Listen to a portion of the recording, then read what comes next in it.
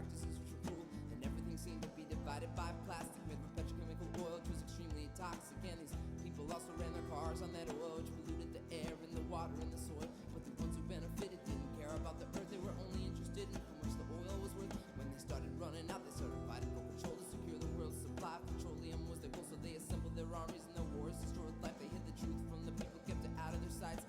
And millions of people were betrayed by these lies, convinced to kill each other and watch each other die. Entire cultures were destroyed before our very eyes. We just sat around and watched the fire falling from the sky. But all the time we knew that it could happen to us. So we were living in fear and we were on the same bus. By invading other people we created more enemies, but they believed that they were doing it to make themselves free. This is the world that I grew up in, so you understand my brain when it begins to spin, searching for solutions, a better way to be. And I think much clearer when I begin to breathe. So I breathe in the air. Yeah, take a deep breath. It's everywhere.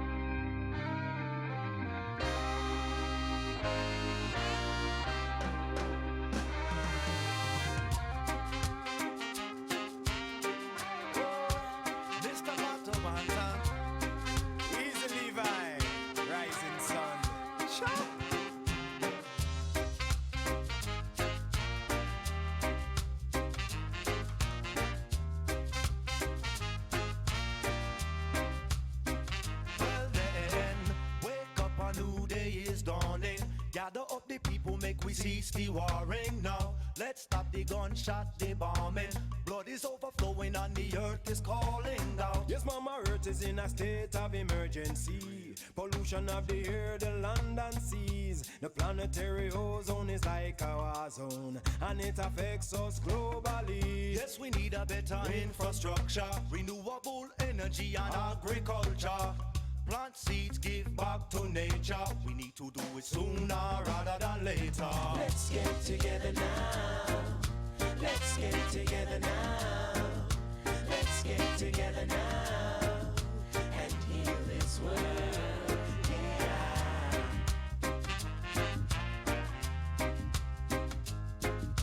Let's get together now. Let's get together now. Let's get together now and heal this world. Yeah. Hey yo, cool dog, come in my dan. Yo, I'm feeling pain as deep as it can get. We can bleed and sweat. Need to give the people self-respect. We ain't leaving yet. Need to get together, make it better from now until forever. Change the weather and never say never, 'cause we can conquer whatever we wanna do. It don't take a crew, just a little piece of me and you. There's natural solutions, we need to try them by using the alternative resources like hemp. Bless the little youths them and guide them on their way. We can fix tomorrow for 'em if we recognize today. We can heal this world. I know it ain't that tough. Remember, One world is enough. rough. Let's get together now. Let's get together now. Let's get together now and heal this world. Yeah.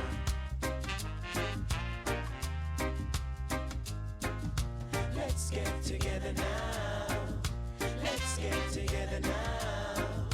Let's get together now and heal this world. Yeah.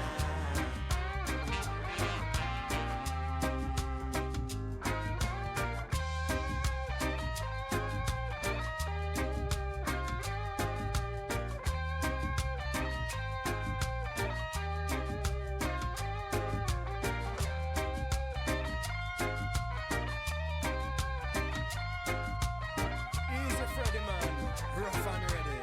Ha. Calling all school teachers, all Greenpeaceers, all truth preachers, and all peacekeepers, yo. We're sending out an SOS to all international leaders. Now I say, rise up, all you fallen soldiers. Stand up, unite, bring down all borders. Bless the youth with food and shelter. Stop the genocide and make life better now. We gotta start with a solid foundation based on worldwide cooperation. That's the only way to change the situation and make it better for the next generation. Join hands, 'cause the time has come. Children of the earth, daughters and sons. No matter who you are or where you're from, creation is one, so love one another. Let's get together now. Let's get together now. Let's get together now and heal this world. Yeah. Yeah, man. Right now. Let's get together now. Let's get together now. Let's get together now and heal this world. Yeah. Creation is one, so love one another.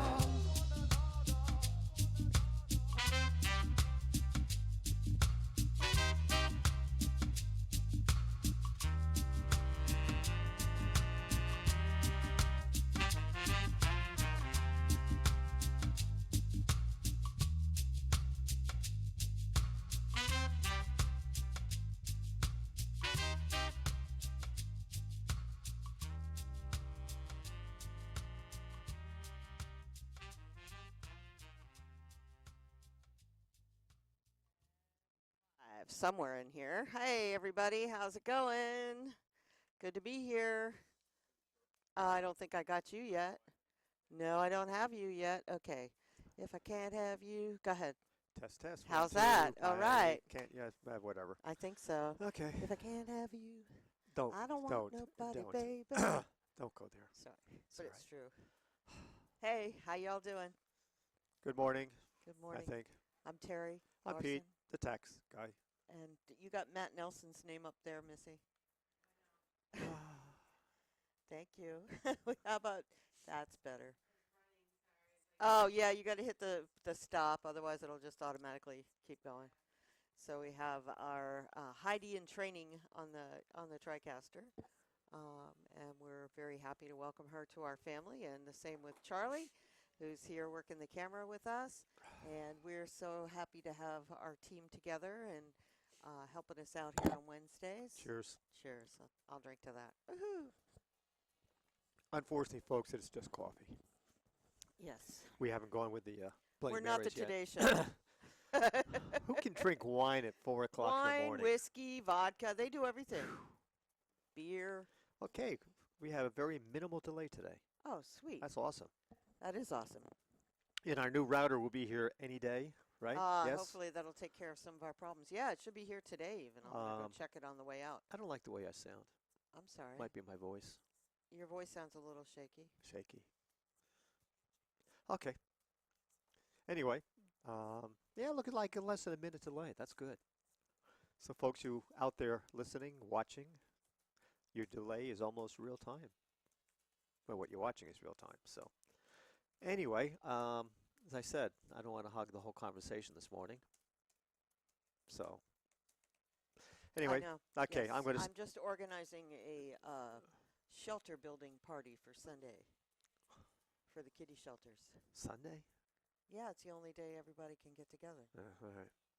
And so we're going to make these combination cat shelter feeding stations. Tell them, not me. Well, I'm just telling you and them. Can you turn us up a little bit? It's not us. It's Me? is the audio you're getting from us okay? Okay. So, and don't forget, you have a mic there with a switch that you have to turn on before anybody can hear you. If you want to pipe in on anything, Heidi. On the other hand, they may not want to hear me.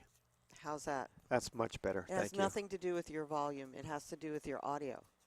So I just turned your headphones up Okay. because the volume on us is fine. Okay. Good. I'm not an audio geek. I'm a tax geek. You know, You're a tax you geek? expect way too No, much you're just from a me. geek, period. Let's face it. What geek has long hair? A lot of geeks. Who actually. rides a It's very Harley. geeky these days Oh. to have long hair and That's glasses. I don't wear glasses. You did when I met you. Right. They were bottle bottoms. Got to go down that road, do we? But you fixed them. You had your LASIK I had surgery. my LASIK. And it was wonderful. Thank goodness. It's amazing how you can read traffic signs. Mm-hmm. I mean, seriously. If you remember that, It it's is like pretty bright incredible. and yes. So anyway, some of the subjects I think we're going to get into, besides at 11 o'clock hour we have, Yeah, Matt Nelson's coming in from the Moose Lodge. and he has some interesting stuff to talk about, especially what his activities were during the Yeah, he's fires. going to give us a review of what the Moose Lodge, how they stepped up for the fires, and all kinds of other stuff that he's getting involved in. So Yeah. So in the meantime, I'll talk about a little bit more about cat trapping, a little bit more about tax season coming soon, the Paris terrorist attacks, unfortunately, but I think that needs to be discussed. And I have my opinions on that for how the impact is going to be felt in this country.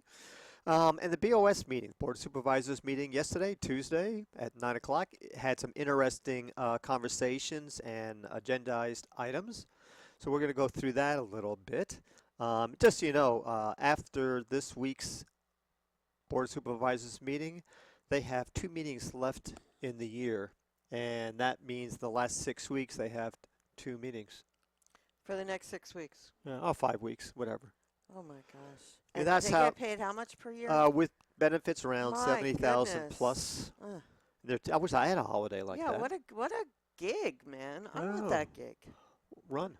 Well, running and getting elected are two different things. You would be very electable. Yeah, you think so? Yeah, I do actually.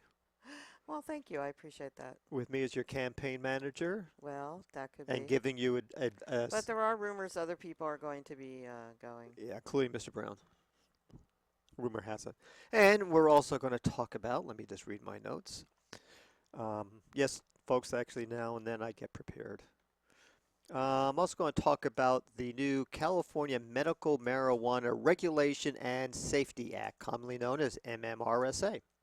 And there's a lot to these 3 bills, but I've highlighted some of the things that I think are pertinent and possibly important to those who are listening. So that's about it. But with your usual ranting and raving, I'm sure that will fill 2 hours before Matt shows up. That's not about it. That's just the tip of the iceberg. That's a lot of stuff to talk about. Right? Yeah. Yeah. All right, so you want to talk about Paris first? No, let's talk about your cat trapping. Oh, okay. So, adventures of the cat trappers. Yes. See, 1, These 2. have really turned into adventures, actually. Especially when you get vicious cats attacking you at all costs. These cats are so deceptive. You know, they look so cute and furry and sweet inside the trap when you catch them. Yeah. And for example, this one, she's maybe about this big. She's might be a year old at the best. Pretty little, like white, and they call it a blue calico because her spots are faded out gray. And just the cutest little thing. You just think she's so sweet. And she just goes, meow, meow, meow, like, oh, please help me. I'm just a helpless little kitten. And as soon as you get close to her, she explodes into claws and teeth, and you can't get next to her. And we have had. So let me finish the I'm sorry. story. Go ahead. So Pete was trying to feed her about a week ago, and she escaped out of the carrier while he was trying to put food in there. So she ran under the kick plate of the cabinet where the sink is in the bathroom and hid under that. And she was there until yesterday morning or the night before yesterday. And finally we set a trap up for her, and she went back in the trap, thank God. And she is now at animal control getting fixed, getting Poor ready thing. to return back to her feral community. What an adventure she was. Then, was that a cat? I It just was a heard? cat. Well, we have another one who's actually in the other room. He was back in that corner. We've had the trap out for 3 days, and I haven't fed him for that long, and he's still not going for it. We trapped him twice. Once over by the Middletown Apartments, what was left of them, at Barnes, and he escaped from us then. And then the second time was over by the Baptist Church on the other side of 175. And so we got him back. We got him fixed. He seemed kind of tame. We was letting us pet him. We let him out of the carrier. He sat up on one of the desks for a while and let us pet him. Didn't growl, didn't do nothing. I said, oh, okay, he might make a nice office cat. So we decided to let him loose, and haven't seen him since. He's been hiding in holes everywhere. You get close, he growls. It's like... So then there was another one that came out that we got fixed at Animal Control, and I took her back to where she came from, which was near Barnes, where they were doing all the deconstruction, tearing everything, and cleaning all the lots. So I decided to go a couple blocks down and leave her in a farm field by a farm, and she wouldn't get out of the carrier. Smart cat. So I'm saying to myself, well, she doesn't want to get out. Maybe she wants to be an indoor cat. So I decide, well, okay, you don't want to get out. It's really too dangerous for you here anyway to get out, so I'll take you home. So I took her home, and we put her in the bathroom and opened up the carrier, and she got herself hidden inside the wall for about 3 days.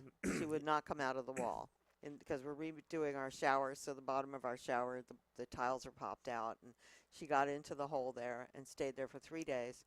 Finally, she went and came out of there, but now for the last 4 days, she's been sitting on the windowsill in the shower, and she won't come off of that. And if you get next to her, she growls and tries to bite, and, you know, another little vicious animal who we have to now try to get trapped again. So, but we did catch one out of the 3. Yes. So we have 2 ferals now that we have to be able to get back to where they belong. Well, you Good go- news is they're both fixed. So. Right.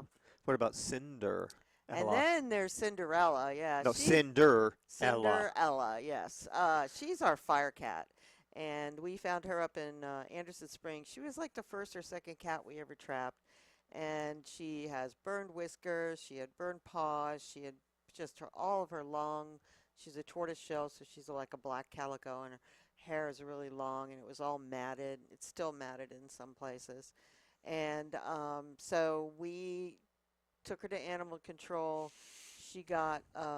she was there from October 12th till the 29th when I came and I filled out the adoption papers because nobody else wanted her. She looked so bad.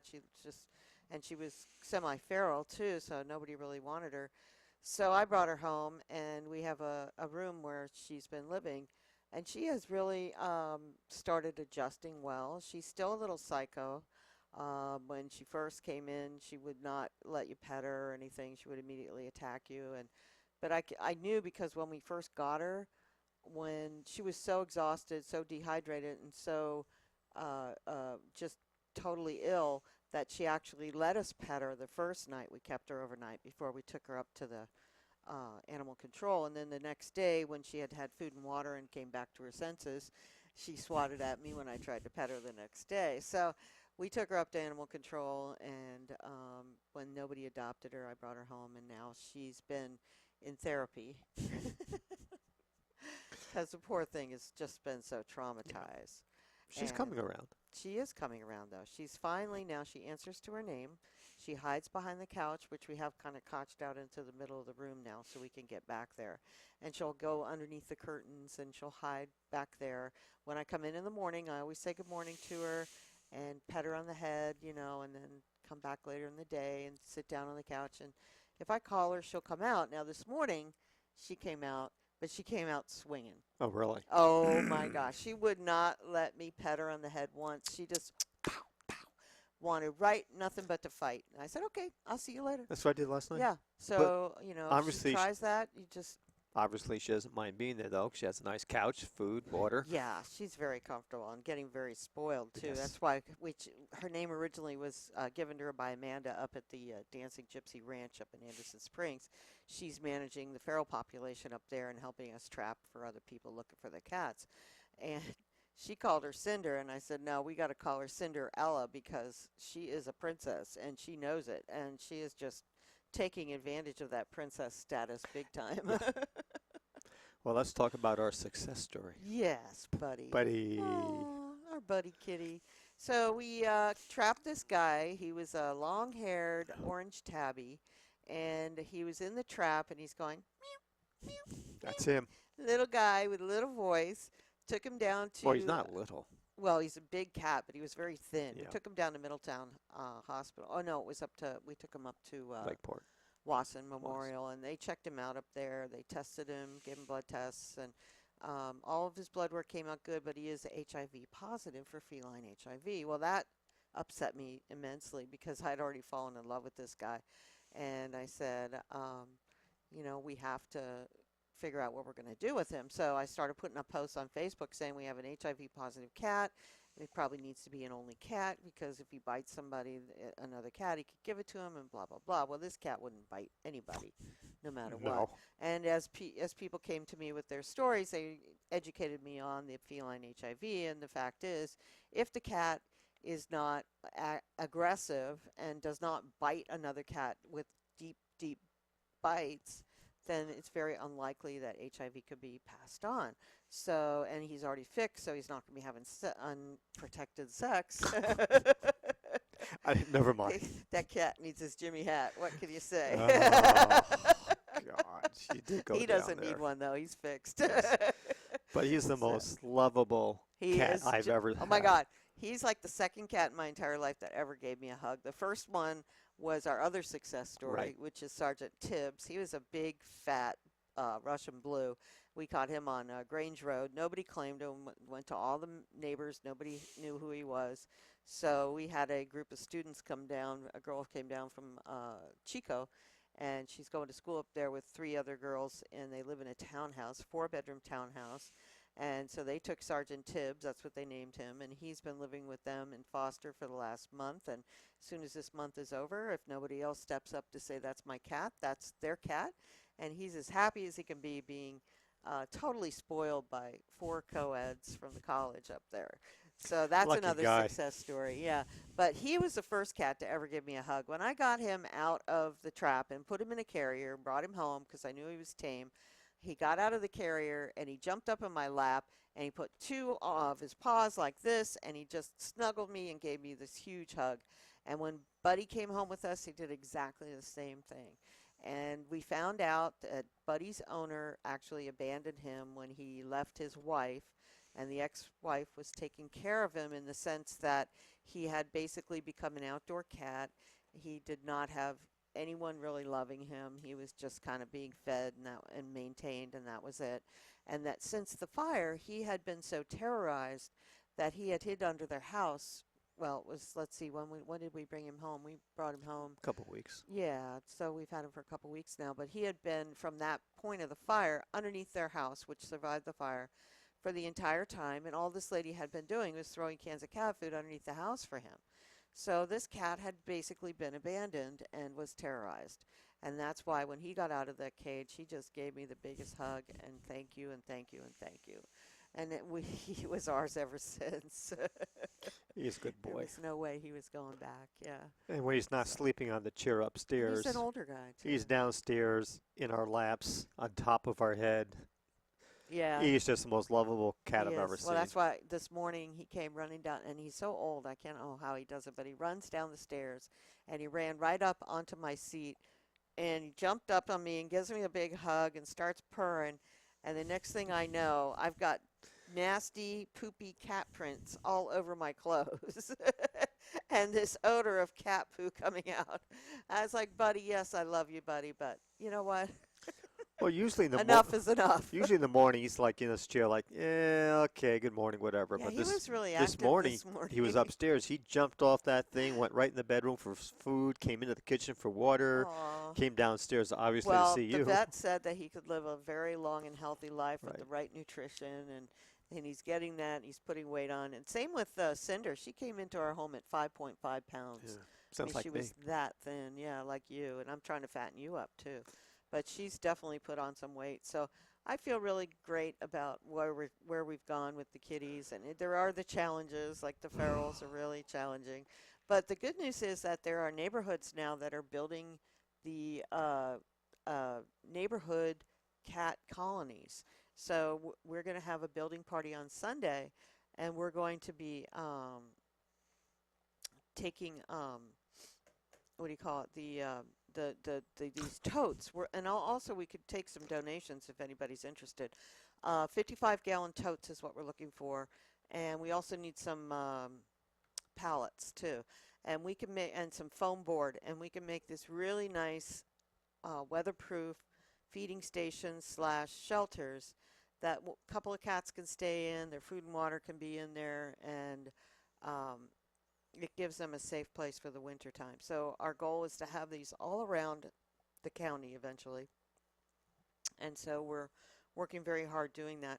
We do have a Facebook page. It's called South Lake County Cat Trappers and Rescue. I changed it a little. Took out the Valley Fire part because now we're kind of expanded out of that realm. So South Lake County Cat Trappers and Rescue. And you can look at all the cats and read all their stories, and you can also see what cats are still. 3 cats that are still up for adoption. They're being fostered right now. They're really beautiful cats. They're very friendly, very sweet, and loving to each other.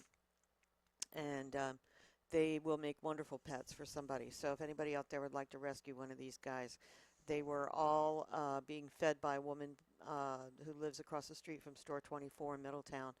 And they seem like they could have belonged to somebody, but it doesn't seem like anybody's looking for them. So we have their pictures up there. If anybody wants to see if they belong to them, we'd be happy to return them back to where they came from. But otherwise, we're going to try to adopt them out if we can't find their homes. So they're very, very beautiful cats. And if they don't get adopted, they're coming here to be office cats. Since we can't find a tame one to put in this room. I don't think I need And the foster home is our landlord.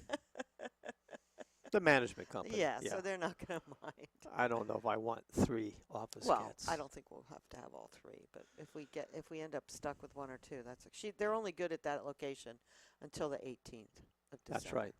So you actually got the email I sent Yeah, you. of course I did. What do you think? I don't read my emails?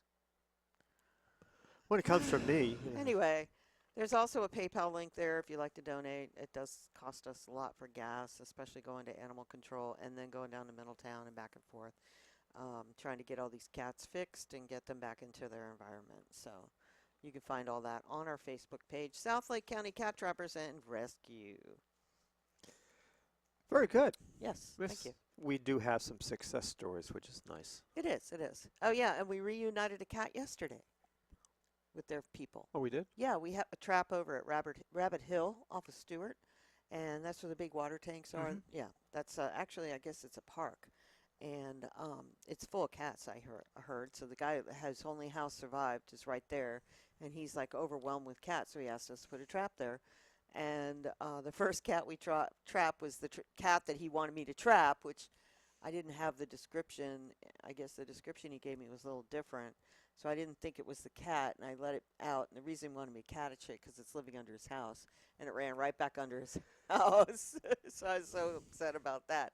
So then we got this guy a couple days ago, a beautiful white, long-haired with black spots. It's just gorgeous.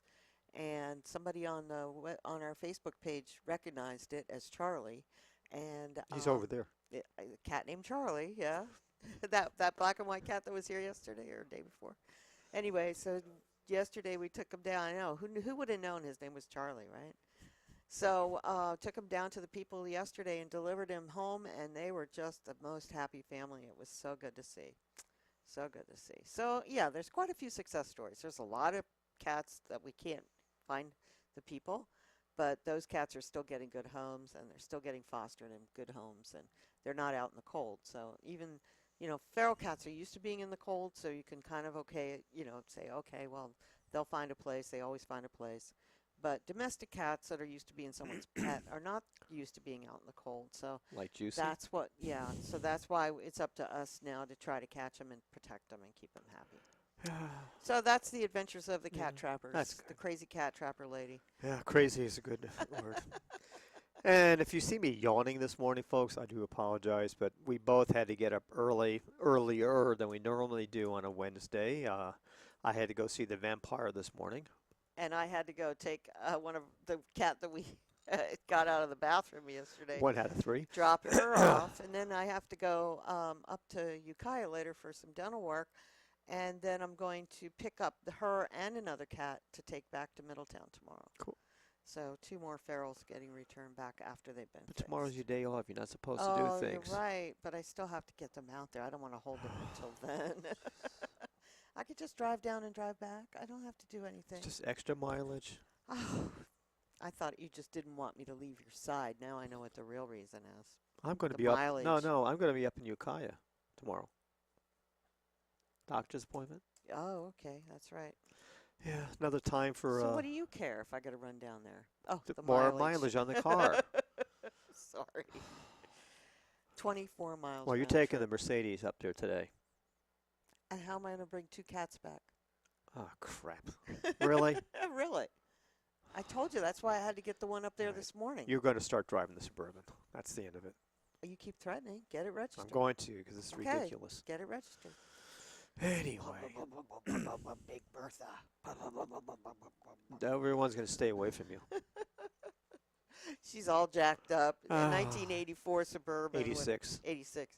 With a what kind Massive of engine? lift kit on it with reinforced shockers. The thing that can go anywhere off Well, you road. got to get that back door fixed. I can't do cat trapping without a back door. Yeah. So that's up to you.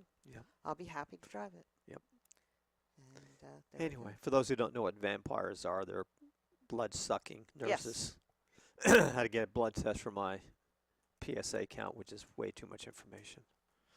So that was our fun this morning. So we got up earlier than we want to. So if I start yawning, folks, you know why. Let's see what else. We have a new quarterback for the San Francisco 49ers. You think I care? I don't, that's for sure. Go Cardinals. Yeah, I'm afraid. How do you pronounce the old guy's name? Prior quarterback? Kaepernick. Kaepernick. He got benched because he sucked this year. He That's did. He was terrible. horrible. So they got Blaine Gabbert, or how you pronounce his name. He beat one team, lost last week to, Saturday they had a bye last week. Anyway, 49ers are going with him. They play Seattle this weekend in Seattle. So good luck. That's very difficult to beat them. Though the Arizona Cardinals beat them this last Sunday in Seattle. Cardinals are now 7-2, leading the division by 3 games over Seattle and a hell of a lot over the 49ers. Go Cardinals. Think my car will get bombed? Yes, maybe. Right. Oh no, only by Oakland fans. Why? Because those are the bomber types. Oh, hey, that's her opinion, folks, All my not biker mine. friends are Oakland fans. They're not 49er fans. Well, Oakland Raiders have a mystique for having blue-collar, ruffian fans. And I'm not going to go back to the stories of the 70s when I met them. And so that's kind of a quick recap. San Francisco Giants have been quiet so far in the free agent market. They're not doing much to improve their team yet. But the owner GM meetings will be coming up soon, so that's when the trade activity gets going. So on that note, we are November 18th, folks. May I highly suggest you call your tax professional and set up an appointment and see what she can do to help you at year end for minimizing or lowering your tax bill, or doing anything else like updating your living trust, etc., etc. And you also may want to talk to your financial planner if you have one to see what stocks you potentially could sell at the end of the year to create some losses to offset some other income. So I do highly recommend that. So when you start preparing your taxes in February, March, April, May, whenever you do it, you won't get a sticker shock like a lot of my new clients did this year who are now doing the tax and estate planning. Right. So for those who are self-employed, have a few bucks left over, start some 401k profit sharing plans, or at the minimum contribute to your IRAs. But again, talk to your tax professional. They need to sit down with you. Matter of fact, they should be contacting you if they were on top of things. Well, that's good. Yeah, I sent out emails to all my clients saying, dudes, get off your butt. Need to talk to you. Got 3 responses so far. So, Well, that's good. Yeah. That's about time. but seriously, seriously, folks, you need to do that because I don't care if you're a W-2 wage earner or you're self-employed. There are a lot of things you can do to lower your tax bill that you may or may not be aware of. So go ahead and give them a call. You can't hurt. They should be doing this for free. If not, come see me because I don't charge Right. for that. It's a courtesy. You got to be very proactive, not reactive. So, and tax season's around the corner again, right? 6 weeks before it officially starts, though it doesn't really get going to the end of January, beginning of February. And I'm thinking of changing software this year. I know. I think that's a good idea. I don't know if it's a good idea or not, but the new company puts everything in one price. They don't nickel and dime you to death. Versus my current provider, who ever since they're bought by CCH, which is the largest accounting software research people in the world, they bought the current company called ATX, and their fees went from started off at $550 a year, then they went to $900 a year. Now they're up to $1,500 a year. You got to buy payrolls separately, buy depreciation separately, which is absolutely asinine. So a new company gives me everything for one price. So unfortunately, I got to pay that in full, which hurts. Oh, yeah, that is not good. yeah. No payment plan, huh? No, Yeah. I'm going to try to coordinate that though. That would be nice. Make it into 2 'cause payments. It's gonna be tough. Yeah. So anyway, that was a good 40 minutes wasted. Let's quickly go into Cat stories are always good. yeah. Let's quickly go about Paris terrorist attacks Please. because I got some personal. Well, I think there's, as we found out this morning, there's still people that really don't know what happened. Maybe if you can just kind of give an Well, overview. People get in the real world and actually get TV. Oh, stop. No, don't say that. Some people just don't want TV. How's that? Will you stop? Look at that. I just love know. that picture. Allegedly, they're just. Ooh, she's got a little muffin top going on. Oh no way! She's That's our too. daughter. She's too skinny. Are you really I don't gonna know do if that? you can zoom in on this, Charlie. Yeah.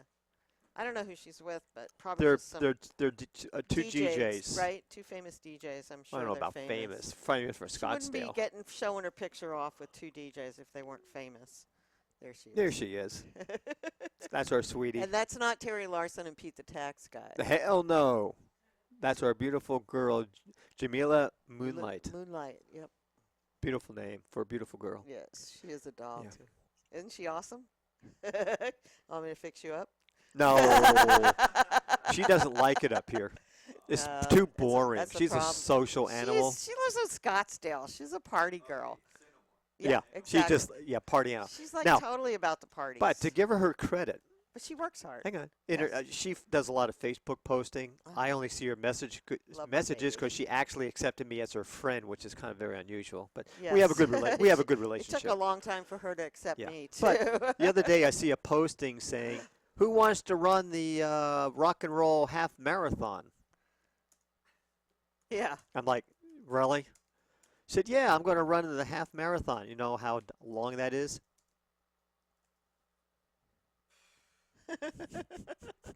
Gee, I said, But "Gee, it's only a half a marathon. it's only half a marathon, kid. Do you know how long that is? It's 13 miles, give or take." Oh. Well, then she said, "Does anyone out there want to run with me?" I think one of two of her girlfriends said, "Sure." I said, "Remember how long it is? 13 miles." So anyway, I said, 13 "Are you miles. serious?" She said, "Yes, I am." I said, "Okay, I'm going to put a training schedule for you because you got about 5 or 6 weeks to kind of get in shape so you can at least run the marathon, half marathon, and not walk it." And I figured she was kidding, so then she kept on harassing me every night for the training schedule. So I gave it to her last night, and I started her off at a mile, then increased to a mile and a half, 2, 3, 5, 8, 9. She's telling me this morning, "Oh, that's kind of slow. I've already been running 2 miles." And she has this app on her phone, so she automatically sends me her training regime. So she can't Regiment. lie to you. She huh? can't lie to me with all her times, the Wow. distances, where she's running, so I can see how well That's she's performing. Cool. Yeah. So at the end of the 6 weeks, I'll be having her do a 9-mile run. Whoa.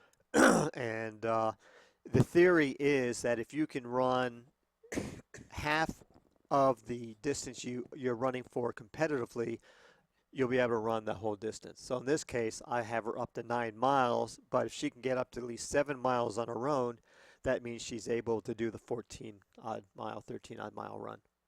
So I give her full credit for that. And she started off because she had no vehicle, so she had to walk everywhere. Hmm. So, and I've trying to make the commitment to run her schedule also, so I can compare my times with her, because she's young but inexperienced. I'm old but experienced when it comes to running. And you're reading something. There's a wanted guy. I'm gonna have Charlie give me another zoom in Okay. on this. The police are looking for this gentleman for a armed robbery situation Really? in Lakeport. Yeah, Oh, yeah. 5th Street. He robbed a house and held the guy at gunpoint Really? when the guy tried to stop him. Oof. Yeah. So he's armed and dangerous. If somebody would see him, please call the Lakeport Police Department. Do not approach him, please. No, don't be a hero. Because he don't look like a nice guy. No, he doesn't. Yeah. So, What did you say? Gruff, yeah. Gruff. Yes, Gruff the detective? Gruff guy. Isn't there So a Gruff that the happened on detective? November 12th. So if anybody has the information, please contact Lakeport Police Department. Okay? Of course. Yeah. Yeah. Okay. Okay. So anyway, so my daughter's going to run a half marathon. I am just pleased as punch. So hopefully she'll continue with her training program and actually make that commitment. Not bad for a social I think animal. that's awesome Yeah. because she is like the queen of non-commitment. That's true. She is. Good point. Yeah. So, okay. So let's go back to the Paris terrorist attack. Yes. And for those of you Just who, give an overview who of what don't happened. know, 2 days ago, there were 4, 5, 6 instances of some terrorist activity in Paris. The main one was there was a rock concert going on, and the name of the band was Uh, Eagles of what was it? Death. Eagles of Death Metal or something. Yeah, that's right. Yes, and Was it? they're from Northern California. I mean, there's two young people in this place, and nobody else can answer that question. Where's the young people? Well, I see one. Heidi's fairly young. Anyway, so unfortunately, there was a total of like 140 plus deaths, innocent people in the theater, young women, young men. There was attacks in a cafe restaurant. There were attacks in other parts of Paris. They said about 120 plus people died, numerous injuries, and during the events of the other night, there were 8 terrorists altogether. Of the 7 they saw in the attacks, 6 committed suicide through their, what do you call them? Their No, 7 were committed suicide or through their suicide bombs, and 8th was shot. right, So- as shot. But they knew there were more, so they had a full-out chase on trying to find the other terrorists. And this morning, or late this morning, Paris time, the SWAT team surrounded a residential place and found more of the terrorists. And one of the females ignited her own bomb, so she disappeared literally. And they killed 2 other people. So unfortunately, this terrorist activity is not going to stop. And there was 2 bomb threats on American Airlines not American Airlines, but on American Airlines going into Paris today, and they were diverted because of bomb threats. And for once, it appears Russia and the United States are going to cooperate with each other to try to put ISIS more in control. And for Putin to want to work with Obama, that's a major breakthrough, because they don't like each other very much. They literally don't like each other very much. If you ever see their interviews where they're talking to each other in the typical White House fashion, 2 nice chairs, all that good stuff, you can just tell they don't like each other. They may respect each other because of their position, but they don't like each other. So anyway, so they're joining forces along with France to try to put out ISIS. But this last weekend, the U.S. government and the local cities increased their law enforcement presence at all the football games around the country. And so they're going to continue doing that. There's going to be tightening of security at the airport, so TSA is going to be more thorough than what they have been. And if you saw pictures of Paris, this is where I'm going to go. Really? I'm talking about an extremely serious subject, and you're showing me, what are those? Are I they wasn't showing it prairie to you. dogs or squirrels? It says they're squirrels, but I'm pretty sure they're prairie dogs. Yes. Anyway, God, this is what my wife does. And the title is, Why Do These Squirrels Look Like They're About to Drop the Dopest Album of 2015?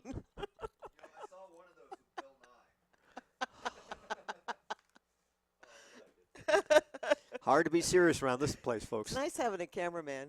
Then you can see what I'm actually sharing on Facebook. Can you take that banner down, sweetie? Heidi? Will you take that banner down, please? Here we go. But that's only 2 of them. Where's the other ones? Yeah, what happened? I must have hit something. I hit something when I hang on. turned it around. Anyway, Sorry, while guys. she's playing I with know, Facebook, this is not really the discussion we should be having in the I middle like the of way this they've got his arm over that. That's what they're saying. He looks like they're about ready to drop the dopest album of 2015. They look kind of, like this, you know? yeah. No, they look like, come on, mess with me. Come on, dude, mess with me. Hey, they're the squirrel rappers. The guy with Yeah. the one with the They do arm around the gangsta other rap. squirrel, he's got a mean. Come on, man, let's get it down. Let's go. Oh, I love okay. it. I love it. Sorry, didn't Can I mean go to back to interrupt. my- Yes. I love it. Sorry, I've seen some guys. squirrels with attitudes. It's so much nicer when we have a cameraman. I can share Yeah, all so- this stuff that we laugh at. Anywho, Squirrel Tang Clan. when I was looking at the news, can I continue now? Yes. You sure? Yes, dear. Please Okay, do. thank you. Never mind. Go right ahead. Watching the video and the live broadcast from Paris and France, what and I understand why this occurred, but it still makes me nervous, is that literally the town or the city was under martial law. The president of France was at the football stadium, i.e. soccer, with France playing Germany, and they heard the bombs go off, and the one French gentleman who had the ball just literally stopped, passed the ball, but just stood there like, what the hell was that explosion? And immediately the president was rushed out of the stadium, put into hiding, and they declared martial law. So everything you saw was, besides the normal police with their little guns and tasers, all of a sudden you saw the SWAT teams, the military come out with a bulletproof vest and all their massive weaponry and all the massive thick steel trucks that go into the... Will you stop? What? I see. What am I doing? You're laughing. I wasn't laughing. You were laughing. I was not laughing. You're laughing. You're hallucinating. Well, you take my drugs and see if you weren't hallucinating. Oh my gosh, I had to give him some oil Oh, yesterday. He had a jeez. seizure. I gave him a little of the full extract oil. I gave him a little too much the night before it was, right? When Yeah. the seizure came. He was messed up all day yesterday. What a terrible thing. Oh. It took the seizure away. It did. It But did. on the But other then hand, you were high. I hate that He feeling. does not get high. So, no, I don't. So anyway, all the military, the SWAT teams are out, and rightfully so under the circumstances of what occurred, and they had to protect their home front from these idiots that think that taking everyone's lives is the way they're going to influence their religion onto the rest of the people. But what bothers me is, this is unfortunately my paranoia, but just because you're paranoid doesn't mean you're wrong, or whatever, how the saying Hey, goes. just because you're paranoid doesn't mean they're not out to get you. Right. So, because of the and now here, all the presidential candidates are saying, "Oh, well, here's what's happening. We got to do more security tightening. We got to make sure that all these refugees from Syria cannot come in. We don't know. There's a vetting process, however, that we're going to ensure." That's what Obama says. Then you hear a former assistant director to the FBI on NBC News saying, "I got news for you, folks. There is no such thing as vetting here. And vetting is basically making sure that the person coming into this country Vetting, is not vetting. vettering. What did I say? Vettering? Okay, well, there could be veterans Vetting. too. It's not. It's vetting. Vetting, sorry, folks. It's just a way of making sure that these people are who How they are. do they know? These are refugees. They have no Well, addresses. that's what I'm getting. Right. They have no homes. They have no references. Well, they'll check They their have no name against the next list. of kins. I mean, how do they vet So people anyway, like that? So when you hear God. Obama and his crew stating that they're going to do a tremendous vetting process to make sure the terrorists aren't coming in, It's that's a bunch of baloney. BS. You can't trust that. And when you have a retired they assistant, did a great job bringing in the people that had brought down the Twin Towers, yeah, too. that's it. So They were all here taking flying lessons and everything actually else. up in Prescott, but that's okay. So my point here is, folks, is that I think this is a good excuse for our police departments to request more military weapons, including armored vehicles. I think it's a good excuse now for our military, be it reserves or otherwise, having more of a presence in the streets and around the airport. And that kind of makes me nervous because I hate to have the military and the local police overstep their bounds in regard to, quote, protecting the citizens versus attacking our citizens. Right. And we know from a fact over the last few months how individual law enforcement officers, again, we're not saying everyone, have been overly aggressive in their handling of arrest or situations. And a matter of fact, so yesterday, the day before on the news, we saw 2 cops kicking and beating the crap out of somebody, literally kicking and using their batons and Oh, just yeah, hitting that them. was horrendous. And Oh, my these God. 2 are now facing criminal charges. I don't understand that. There was a cop up in somewhere, I can't remember, Minnesota or somewhere up there, that accidentally shot a child in a moving car. Ugh. And it was accidental in the sense of the kid got shot, but this law enforcement They're officer. charging him with Yep, shot murder, aren't was they? going after the father and driving as he drove by, and there was a personal conflict between these two individuals. And after a review of the circumstances, this officer is being charged for manslaughter. So I think that's probably So not I even think- strong enough because Yeah. it seems more like it was a personal vendetta. it could have been. So Yeah. what's happening, folks, is finally I think the social media, Hmm. be it Facebook or otherwise, and people within these communities are finally stepping up and saying this is BS. By the way, are you participating in No Shave November? Yeah, actually. Am I? So look back. Yeah. You can't see it on camera. You can't see it on camera. Hey, get a close up of his chin, will you? It is Don't Shave for Men Prostate Month. That's right. It's No Shave November. Oh, God. Yes. Not too close. All right, folks.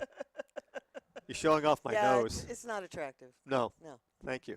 You So, love it. No, not the You beard. don't like my nose? I like your nose.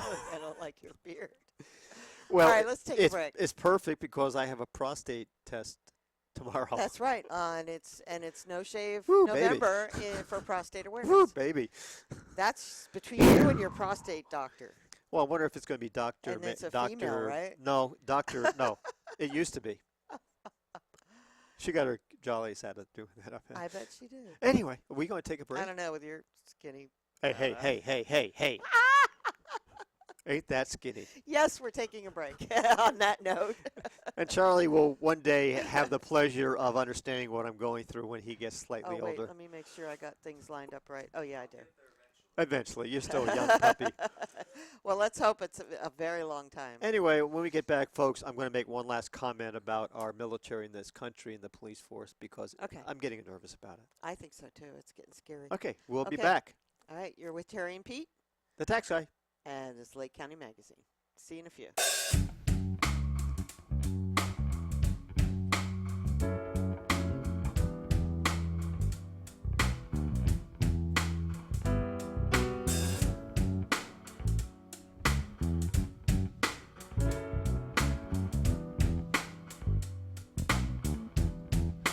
Though you may not drive a great big Cadillac, gangsta white walls, TV antennas in the back. You may not have a car at all, but remember, brothers and sisters, you can still stand tall. Just be thankful for what you got. Though you may not drive a great big Cadillac, driving in the back, some rooftop, digging the sing with the gangsta link, gangsta white walls, TV antennas in the back. You may not have a car at all, but remember, brothers and sisters, you can still stand tall. Just be thankful for what you've got. Though you may not drive a great big Cadillac, gangsta white walls, TV antennas in the back. You may not have a car at all,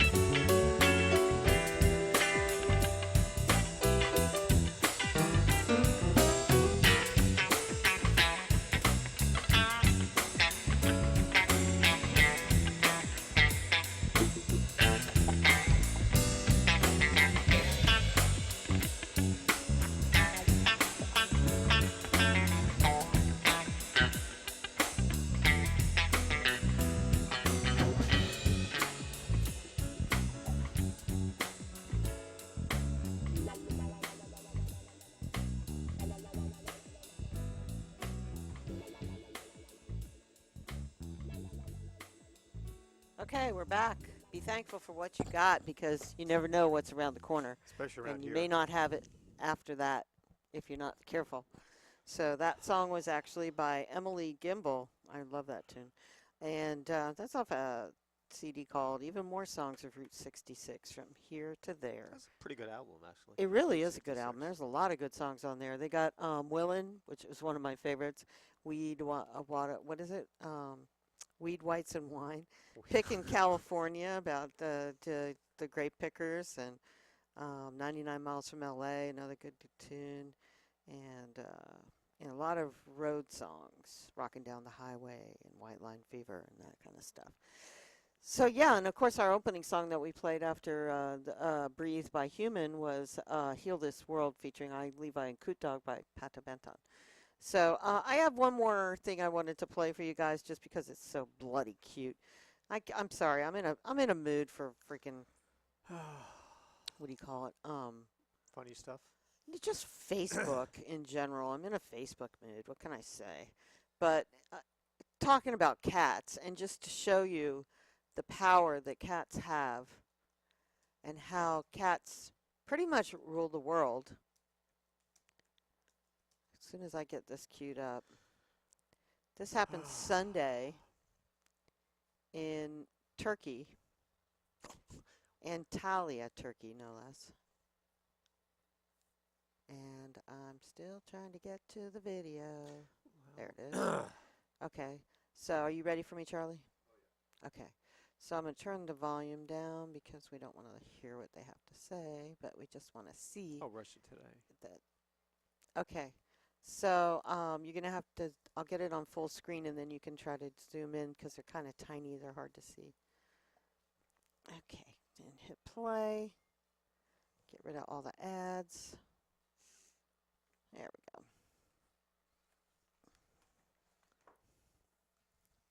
Now go down, put it down there. See in the corner? They're at the G20 summit. Oh my God, is there a pop-up going up? I hate frickin' YouTube. This is really screwing us up now. Thank you very much because this is such a short video.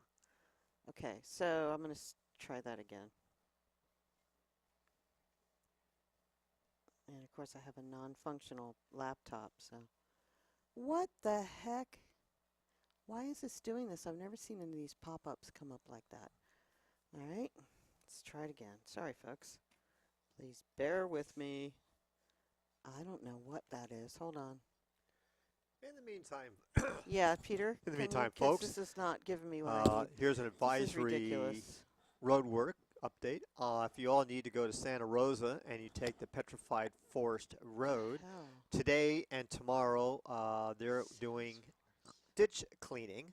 So the road is going to be open one lane only from 9 a.m. to 2 p.m. So 9 o'clock this morning to 2 o'clock this afternoon, today and tomorrow. You'll be up to 10-minute to 20-minute delays I'm going to have because to only find a one lane different is feed. open. This is not working. It All keeps right. putting the pop-ups in there. Okay, okay. Sorry. Go ahead. That's honey. right. So anyway, so if you're going down to Santa Rosa, please give yourself an extra 20 minutes to half an hour because the lane is closed for one way. Okay. Also, as I was finishing up on the Paris, Yes, please finish that Um, before we go to the G20. I am very based on the way law enforcement, our military is doing, and the way the direction of our country is going. I'm very concerned that that the United States is going to use this as an excuse to have more military presence at the airports, at the borders, at major events like Super Bowl 50 coming up in San Francisco. And I think we're approaching a very grayish area where does it stop and where does it start in regards to our military and reserves and police force being more active within our cities and towns and rural area.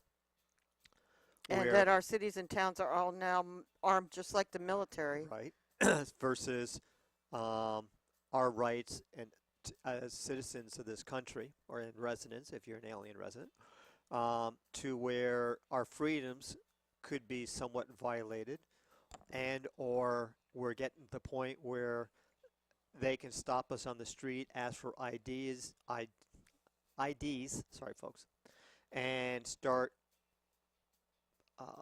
potentially. And if you're Well, they could and you're declare military Right. law at any point, martial law, any time. But remember years ago they were talking about having each person having a small chip put into their body so they could track you. Oh, yeah, the RFID chip. Yeah, and maybe I'm taking this a little bit too far, folks, but I am very concerned that, considering the world situation and the terrorist attacks that we're going to Charlie, have, Can you come in just a little more? That, Shouldn't have so much on either side of us. Little. I want you to learn to practice with that Zoom so you can do a more smooth well, type of Zoom. remember, we can set the timing on that. Right. Well, he needs to Right. do real time Right. work with it. So, you know. Anyway, Everybody's in training right now. So. yeah. So anyway, I am concerned about our rights being violated due to the quote terrorist attacks, and don't let anyone fool you, folks. There are already splinters of ISIS in this country, Oh, I the guarantee sleeper it. cells are here. Let's face it. They've been here for decades. and They're all ready for us. at one point, That's why Michigan doesn't want any of the new guys coming. They've already got enough up there as it is. yeah. Michigan's heavy, heavy, heavy Middle Eastern population. So I'm concerned about more profiling, which I definitely think is going to occur. So for those but of you, don't you think it to a certain extent that is necessary for our own protection? I personally, like when I go through the TSA, they want to search me. They want to pat me down. They want to go through my bags. More power to them. Because the more people they do that to, the more opportunities of catching somebody. I have no problem with that at the airports. That needs to be turned off. I can hear the fan. The bathroom light. So anyway, I have no concerns at the airports or railroad stations you. or boat terminals when you're going on cruises and stuff. I have fine with that. I'm talking about just walking down the street. Well, let's see what happens. Let's see what happens. I'm not going to judge anything I'm until not it judging. actually I'm happens. just telling you that's my. You're predicting that that's going to happen, no, but it's I my don't know. It's my Yeah. opinion. It's your prediction. All right, let's show the funny video. Let's lighten it up around here. But you're right. You're absolutely right. So tell me when you're ready, and I'll try to hit. Yeah, it looks pretty good. Get to the. See, now I'm trying to do this upside down with a mouse. It doesn't work well.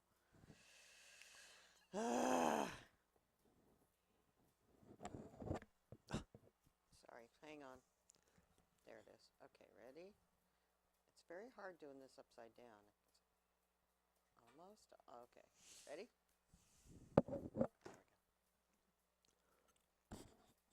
There goes your kitty. This is the stage of the G20 summit.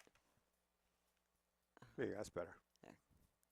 Here comes another one. One just walked across the stage. Here comes another and I another. can't even Can't see those things? See if you can zoom in some more. oh, there it is. Charlie. Okay, I got it. There you go. There you go. These are feral cats. Yeah, these are feral cats. They just took over the G20 summit. They probably have more intelligence there than the speakers. I'm telling you, cats rule, man. There's the 20 leaders of the free world, and the cats just ruled. Now, we have opinions about cats, and don't laugh we at do. us, folks. We do. We do. We think cats are Aliens. and that they really are a lot smarter than you give them credit for. Because guess what? A cat rules the house. Not just the house. They rule, period, out in the field, too. You know, you go in the house, and the first thing they do is yell at you because they're hungry. So what do as a human being? You feed them. Then they'll look at their water dish and say, dude, I need some water. And what does a human do? They go water. And they're on the couch. You're not supposed to be there. And what's it to you? And guess what? We're suckers. We let them sleep on the Well, couch. I think it's a plot by cats because they know that humans are basically, the cats are basically our parasites because they live off of us. They get their food, they get their drink, they get their shelter, they get everything from us, and we give them love in return. So not only do we do everything, but then we pet them and love on them, and they get all the benefits. Yes. Yes. And we love doing it. I'm sorry. 2 points. But it does happen that way. Yeah. Unfortunately. When you get married, you can't say things like that because you'll just get. But my wife never hits me, folks. She is the most loving And creature. he never hits me either. We Oh, have hell a no. hitting-free relationship. Yes. She gets mad at me occasionally. I'll spank his butt every now and then. Ooh, but- baby. Ooh. Ooh. All right, TMI here, All guys. right, so- Seriously. Okay. We have 45 minutes to kind of get into this. The board of supervisors. I was almost going to say something else, but the board of supervisors met yesterday for their weekly meeting. They actually met. I can't believe that. And there are several items I'm going to get into. A quick overview is that for the first time since I've been here, they purchased new county vehicles from somebody beside Kathy Fuller. Now, I think that's Fowler. I think that's just absolutely a significant event. And you know, nothing. You're not saying anything against Kathy No, Fowler. not at all. It's nice Not at that all. she provides the county with good vehicles, but you've been saying over and over that they never have RFPs Right. for these kind of things. They usually waive the bidding process. So did they actually They have a bidding actually bought. process, or did they just buy from another vendor? They just bought from another vendor. So they still haven't had a bidding process. They may have, but it wasn't in the agenda notes. So they actually bought 2 vehicles from Sacramento Dodge.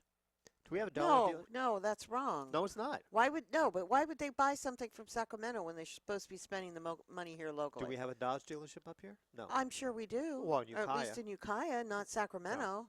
But anyway, so they bought it from Sacramento. And then they did buy another vehicle from Kathy Fuller. Excuse me, it's But- Fowler. Fowler.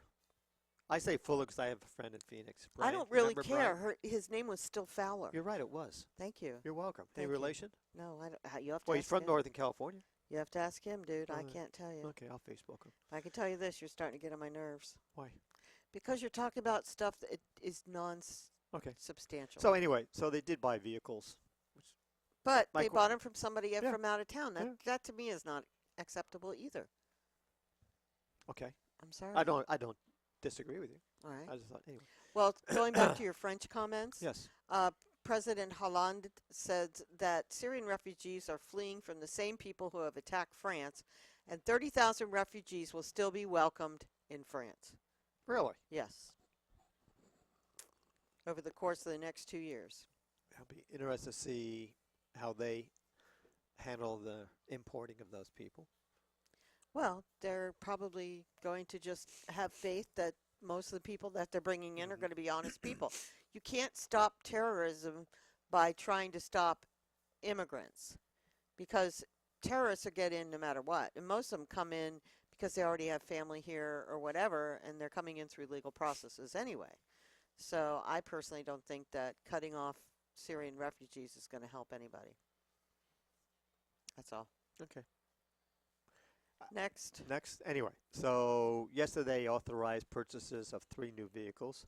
Seems like every week they're authorizing the purchase of new vehicles, but I guess they put a lot of wear and tear on them.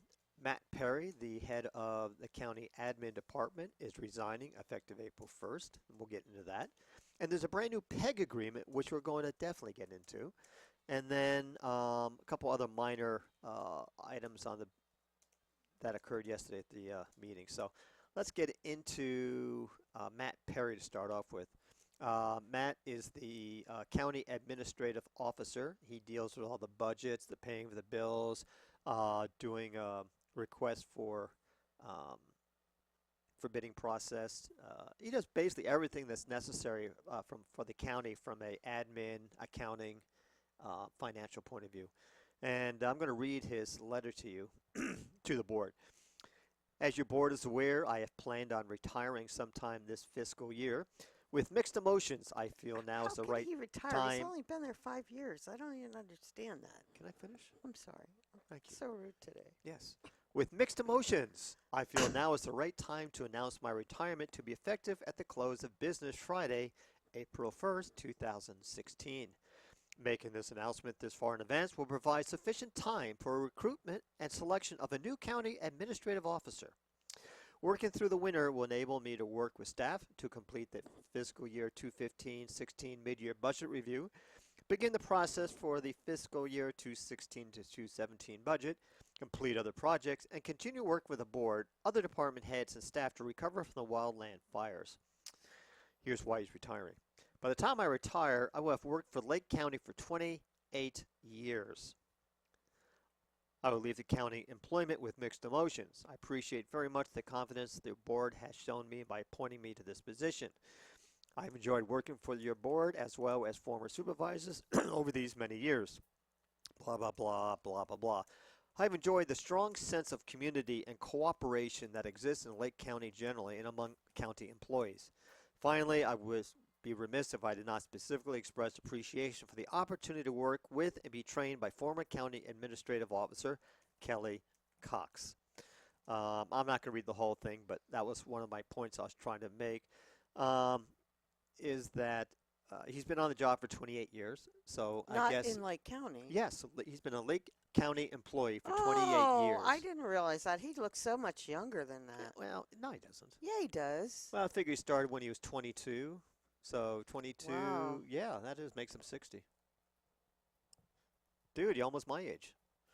Anyway, I'm going to take some comments in here, and this is just what other individuals have told me, so don't take this verbatim. It may not be true. This is just what we've heard through the grapevine by CCNR. Sorry about that. I can't play it. YouTube will block it out. CCNR is Creedence Clearwater Revival. John Fogerty. And his That's right. brother. Anyway, we've heard some discussions that Mr. Perry has not been in the good graces of the Board of Supervisors for a while now. Specifically, These are rumors. Yeah, you don't I have said any that. verification of this. that's what I said. It's hearsay, it's rumors. I But, didn't hear you say that, but that's okay. okay, I won't talk about it. No, you No, can talk about because it's your opinion. You can talk about anything you want. I just don't want to put things out there that you know aren't particularly been vetted as true. That's why I said it's hearsay and in Okay. my opinion. So give it. Thank you. You're welcome. Didn't know we were being censored. We're not, but I'm just trying to keep an eye on things. Make sure we're not getting our comments misconstrued. How many times do I have to say it's rumors, Peter, hearsay? If you're going to say something, please say it. Quit going back and forth I'm with just- me, okay? That's fine. Anyway, there seems to be a some form of tension between the two, and we've heard several things, which I guess I'm not going to repeat on the air. But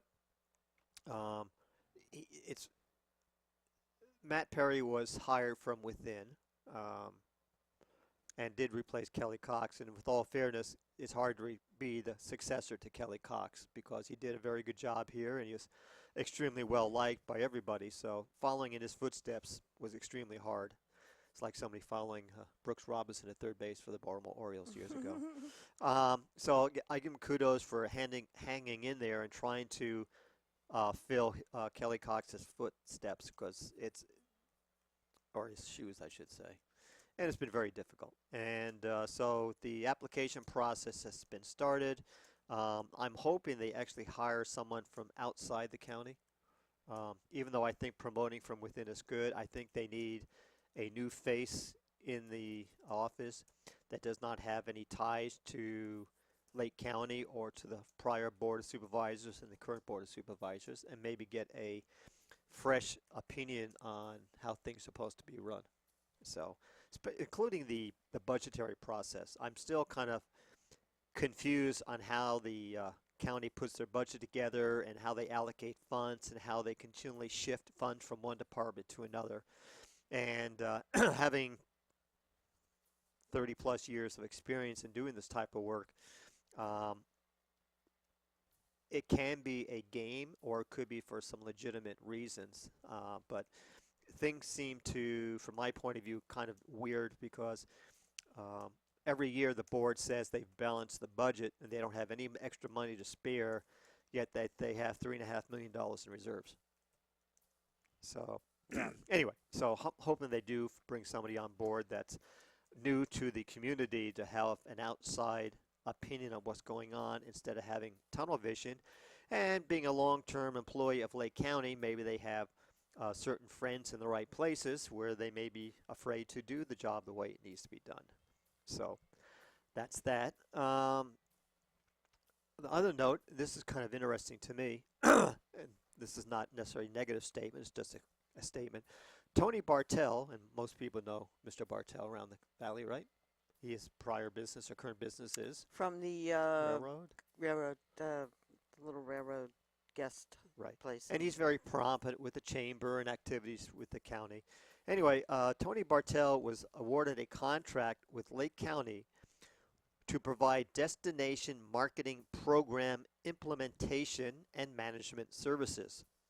The main goal of the LCMP is to promote Lake County, California region as a vacation destination in an effort to bring people outside of Lake County into Lake County to spend their vacation dollars and thus improve the economic health and vitality of the community.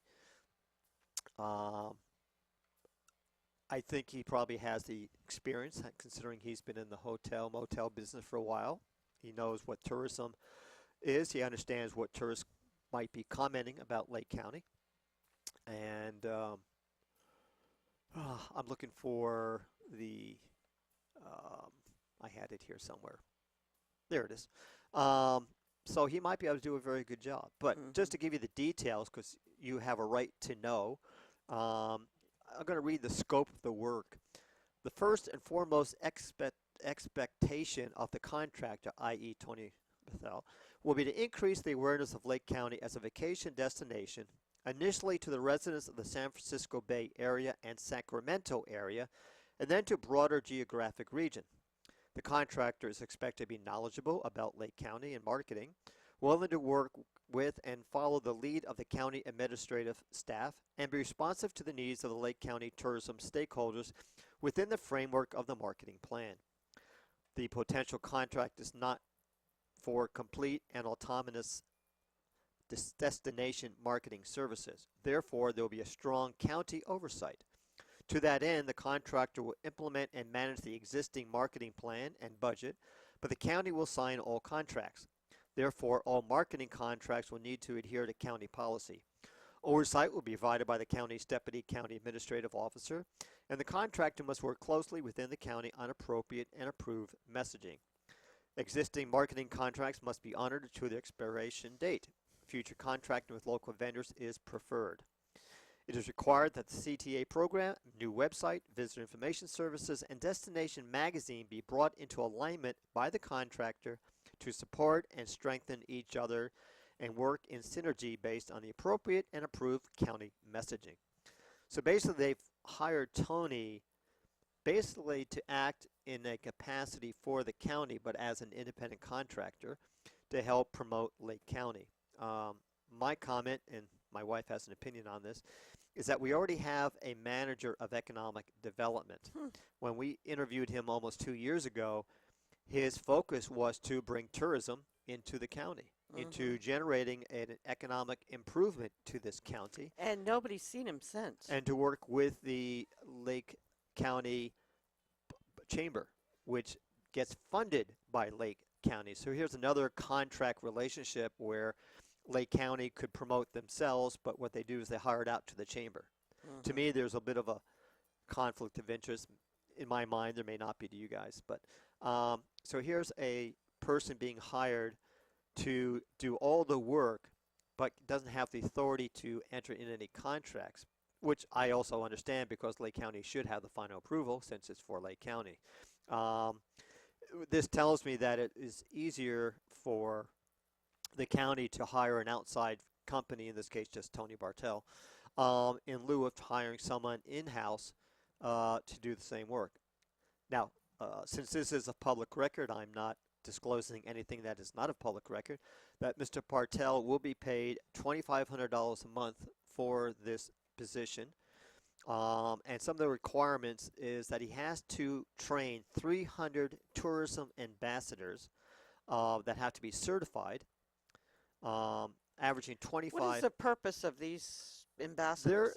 They're supposed to work at the visitation centers, at the chamber, at the library, during events where tourism could be occurring, to explain how great Lake County is, why they should be coming up here, either moving business-wise or coming back to spend their tourist dollars. They're here to inform about the benefits of Lake County. That's what they're see. okay. 300? 325 per month. And then he is also to coordinate no less than 9 CTA-only events throughout the year to promote continued learning.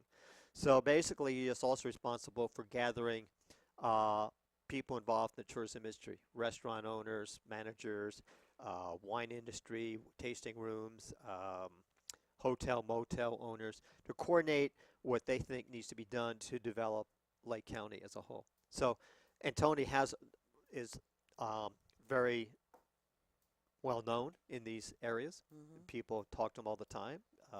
I assume they respect him for his knowledge and ability. So this could be a very good thing, and so we have to wait and see. He has a lot of responsibilities, so I'm not quite sure how he's going to do this in conjunction with running his own business. He's not running his business. He's retired. That's Oh, why did he's he? doing this. Oh. He sold the. Oh, he did sell it. Yes, he sold the bed Okay. and breakfast. So now he's just doing this. Okay, I guess well, that's is his cool. new job. Right. So Well, that's good. And one of his other goals is to increase visitor traffic by 10% each year. So I don't know how they measure that, though. Seriously, I don't know how they measure that. I don't either.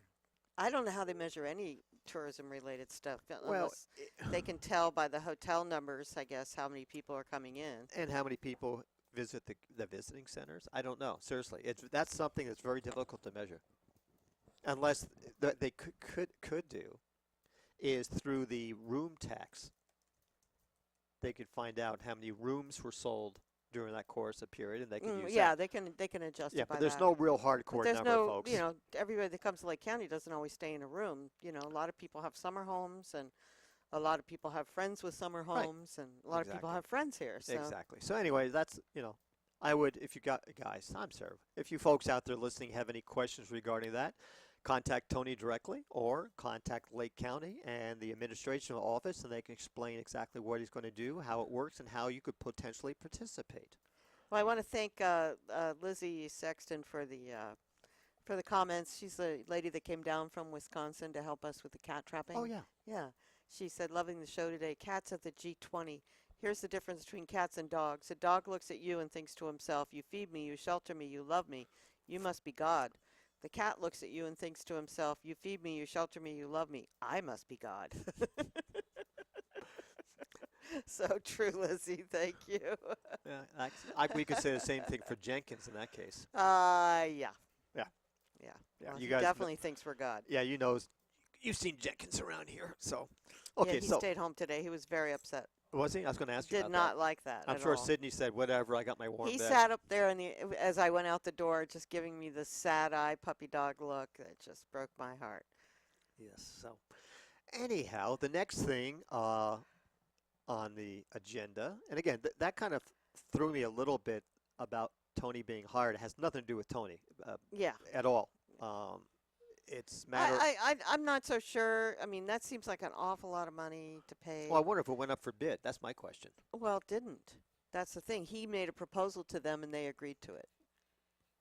And more power to Tony. Right. But You that's something I because think. he's been working with the chamber and everything. But that still should have been put out to bid. I agree. I but guarantee this there's county other is qualified- notorious for not putting anything out No. for bids. Tony rubs shoulders with the right people. Oh, he does. He Yeah. schmoozes really good. Yeah, and that's more power to him. So anyway, the only reason I'm a little bit bent out of shape about this is that why do we need somebody like this when we have a manager of economic development? That is because his he doesn't job. do his job. Then He's he getting should be paid to do fired. nothing, basically. Then he should be fired. I mean, I would like to get a report from him on what he's done in the past 2 years since you interviewed him and what his accomplishments have been.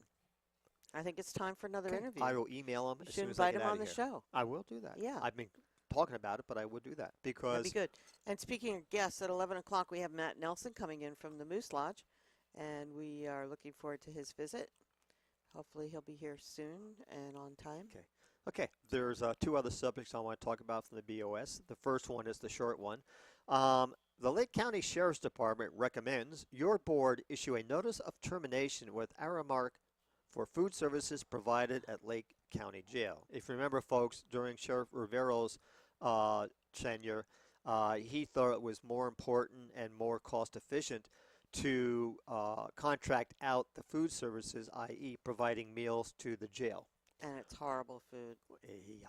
And Sheriff Martin has now come in and allegedly, I'm sure he has, reviewed the contract, did a cost analysis, hopefully, and decided that Aramark should be terminated and replaced by another company that will actually cook the food in-house. And it says And they're going for a request for proposals, right? RFPs on that? allegedly. Yeah. Yeah. No, you're right. You're Yeah, absolutely right. yeah. So, per the terms of the contract with Aramark, between the County of Lake, there's a required 120-day written notice, which is cool. I don't blame 'em for that. The effective date of the contract, And that's blah, 6 blah, blah. months. You said 120 days, right? That's a 3 6-month months. notice. 3 months. Oh, 3 months. 4 months. Dang, 4 my months. brain ain't working today. Sorry, Anyway, guys.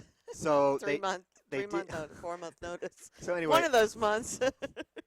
anyway, the sheriff did issue a RFP, request for proposal, and will require the vendor provide their own staffing, in which the Lake County Jail will once again be cooking and serving meals made within the facility. I think that's great. I did not like the idea of them, Shipping in meals from LA. Yeah, to me, Yeah, it did make sense. it was from, I think, Bakersfield or someplace. Yeah. It's just stupid.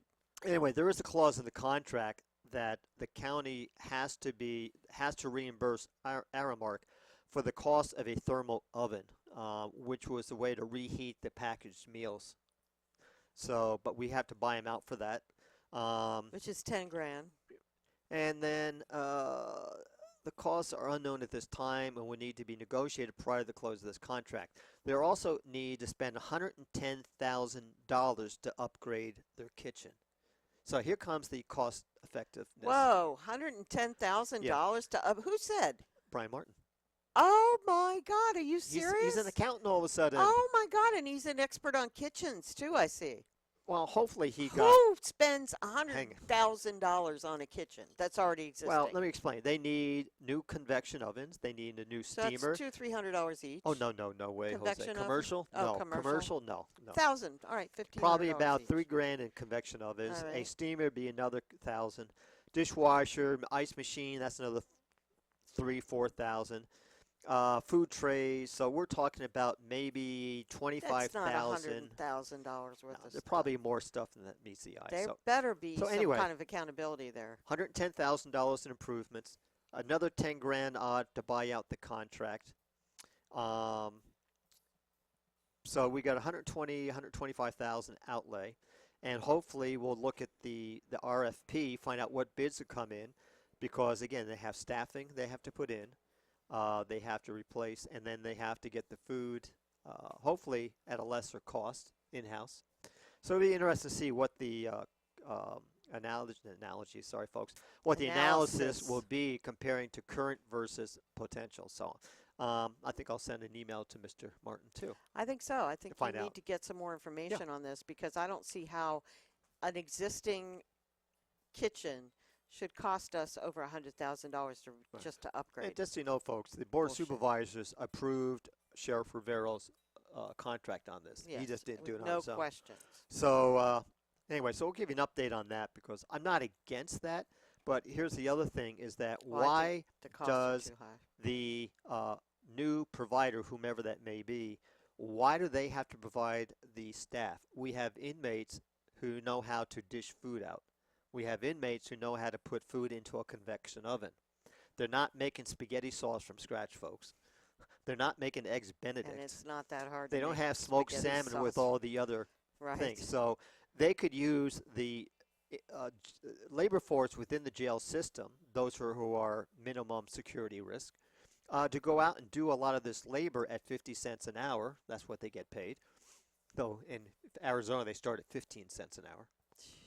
I got lucky. I was making more money than that. But I had skills. Yeah. I had a real exactly. driver's license.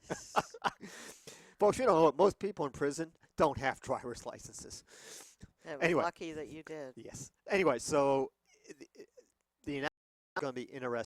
The RFP is going to be interesting, but I think there's a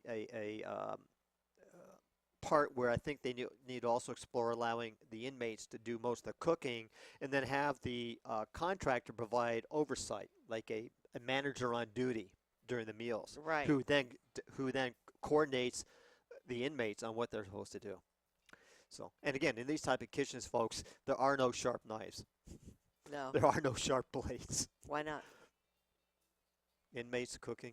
Well, that's why they want their own staff. They No. have to cook. How are they going to cook without knives? Okay, because they're chained to a steel rope, and the manager oversees their use, but he can't steal them. They can't use them for anything else because they can barely reach the cutting board. Okay. So they have their safety They precautions. just have to be put Yes. in. Maybe that's why it's $100,000. But again, there's still no knives. It's all anyway, because most of the product coming in has already been sliced, diced, and everything else. So, okay, so that's an interesting thing I'm going to follow up on. And then the other item is Peg TV. Kind of interesting. And let me see if is TV is a disaster.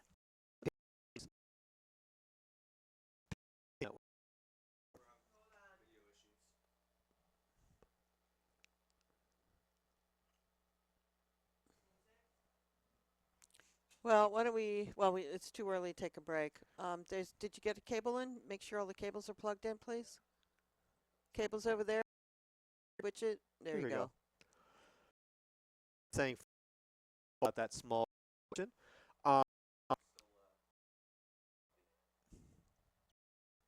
Okay. Difficulties. Moving somewhere.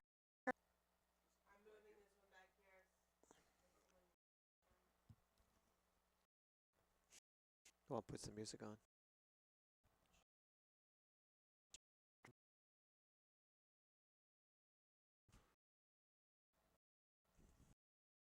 I guess Really? we're gonna. You're not really. Nope. Put our folder up. That the other one over to a black screen or something. And we will We'll work on the video and be back. We will finish the story on Peg TV. Yes, because it's very interesting. If you don't know what PEG is, PEG stands for Public Education, and it is our access. Okay. For the ones who believe in a future free from destruction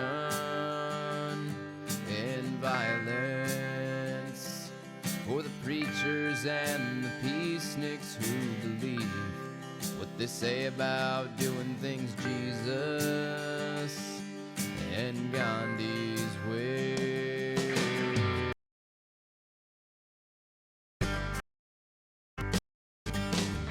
For the ones who can turn and walk away, and other people words. Ones and stomach, watching children being bombed, nuclear waste left on the earth. This ain't no military song. That song's been sung a million times. That song doesn't change in the end. Someone's baby always dies. This one's for the future of this place, for the entire human race, so we all may thrive and get along. This ain't no military song.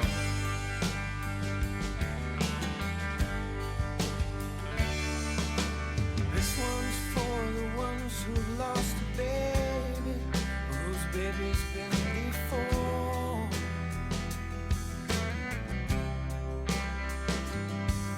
For the ones who didn't know what they were doing and ended up in so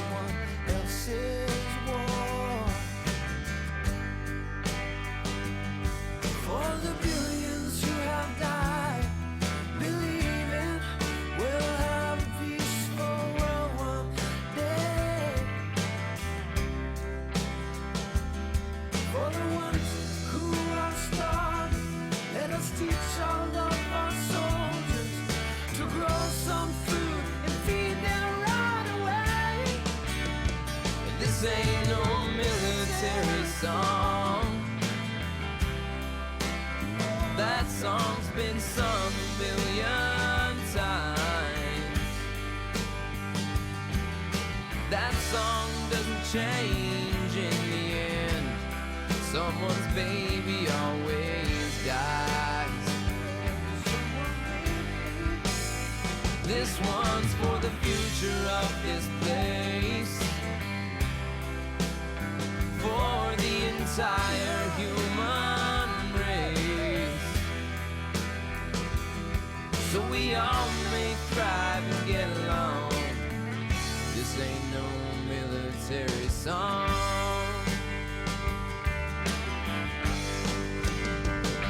I know that it may seem cliche to some, like peace is an idea that's come and gone away. But I believe that our day soon, like a flower that's about to bloom, drop the guns and choose a better way.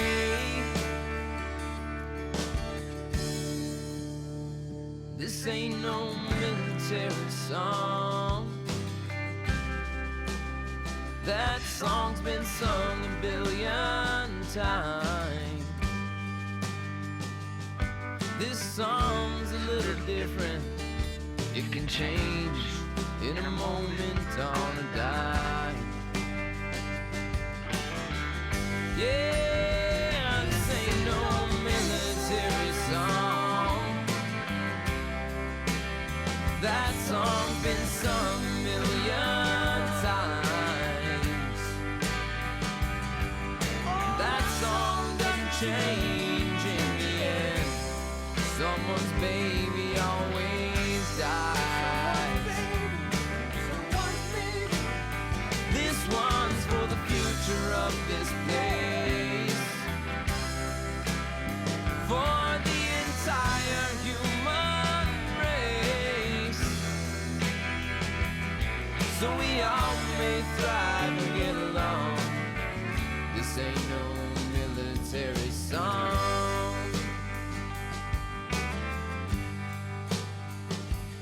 So we all may thrive and get along. This ain't no military song.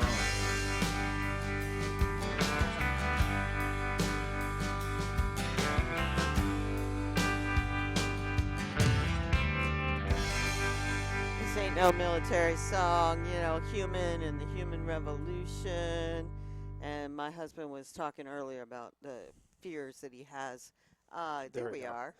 So I think we're we did a- back. we We did had a- to change a cable, but it did And we a also better had job. a wardrobe change. Yes, we had a wardrobe change. We're no longer green now. We're actually blue and blue. That's because breakfast Good finally color. settled down. Good color. Looks much better. Much better. Ah, I guess it's time to buy another $50 cable. Actually, now you can see my. Yeah, now you can see your scrubble.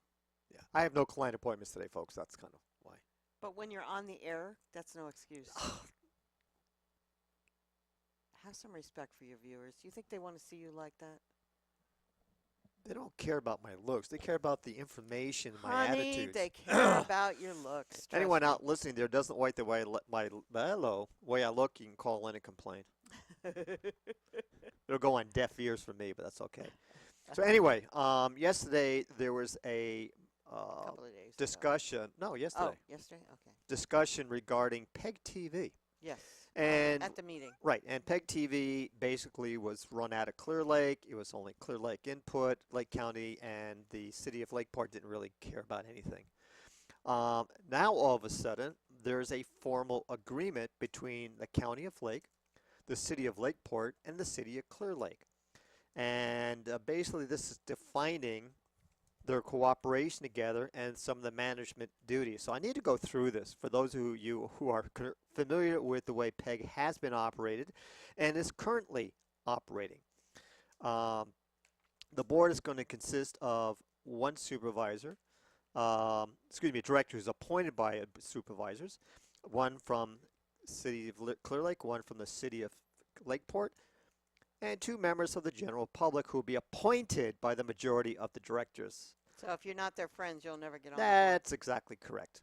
It's such a one-sided operation over there. Anyway, And they don't believe in free speech. Don't let anybody kid you. yeah, and the Clear Lake is going to provide $5,000 in cash and or Well, services. that just means they get free rent in that Right. little tiny room they give them. And then City of Lakeport is going to donate $2,000.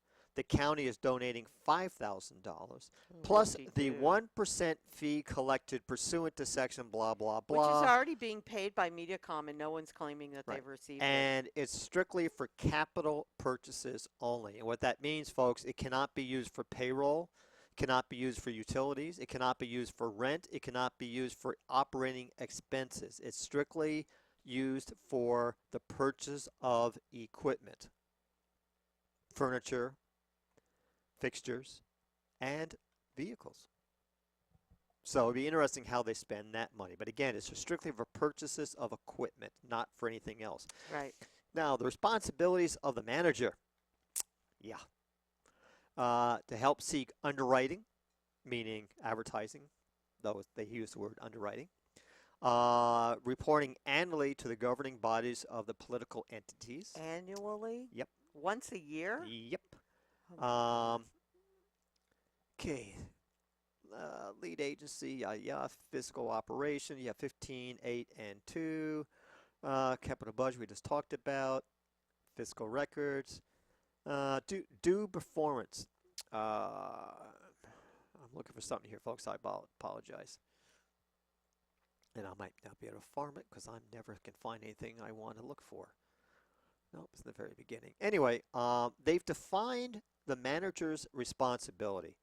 And right now, and this is not being disrespectful, I'm not trying to get on anyone's case here like I normally do, but currently the manager of PEG TV does not get paid.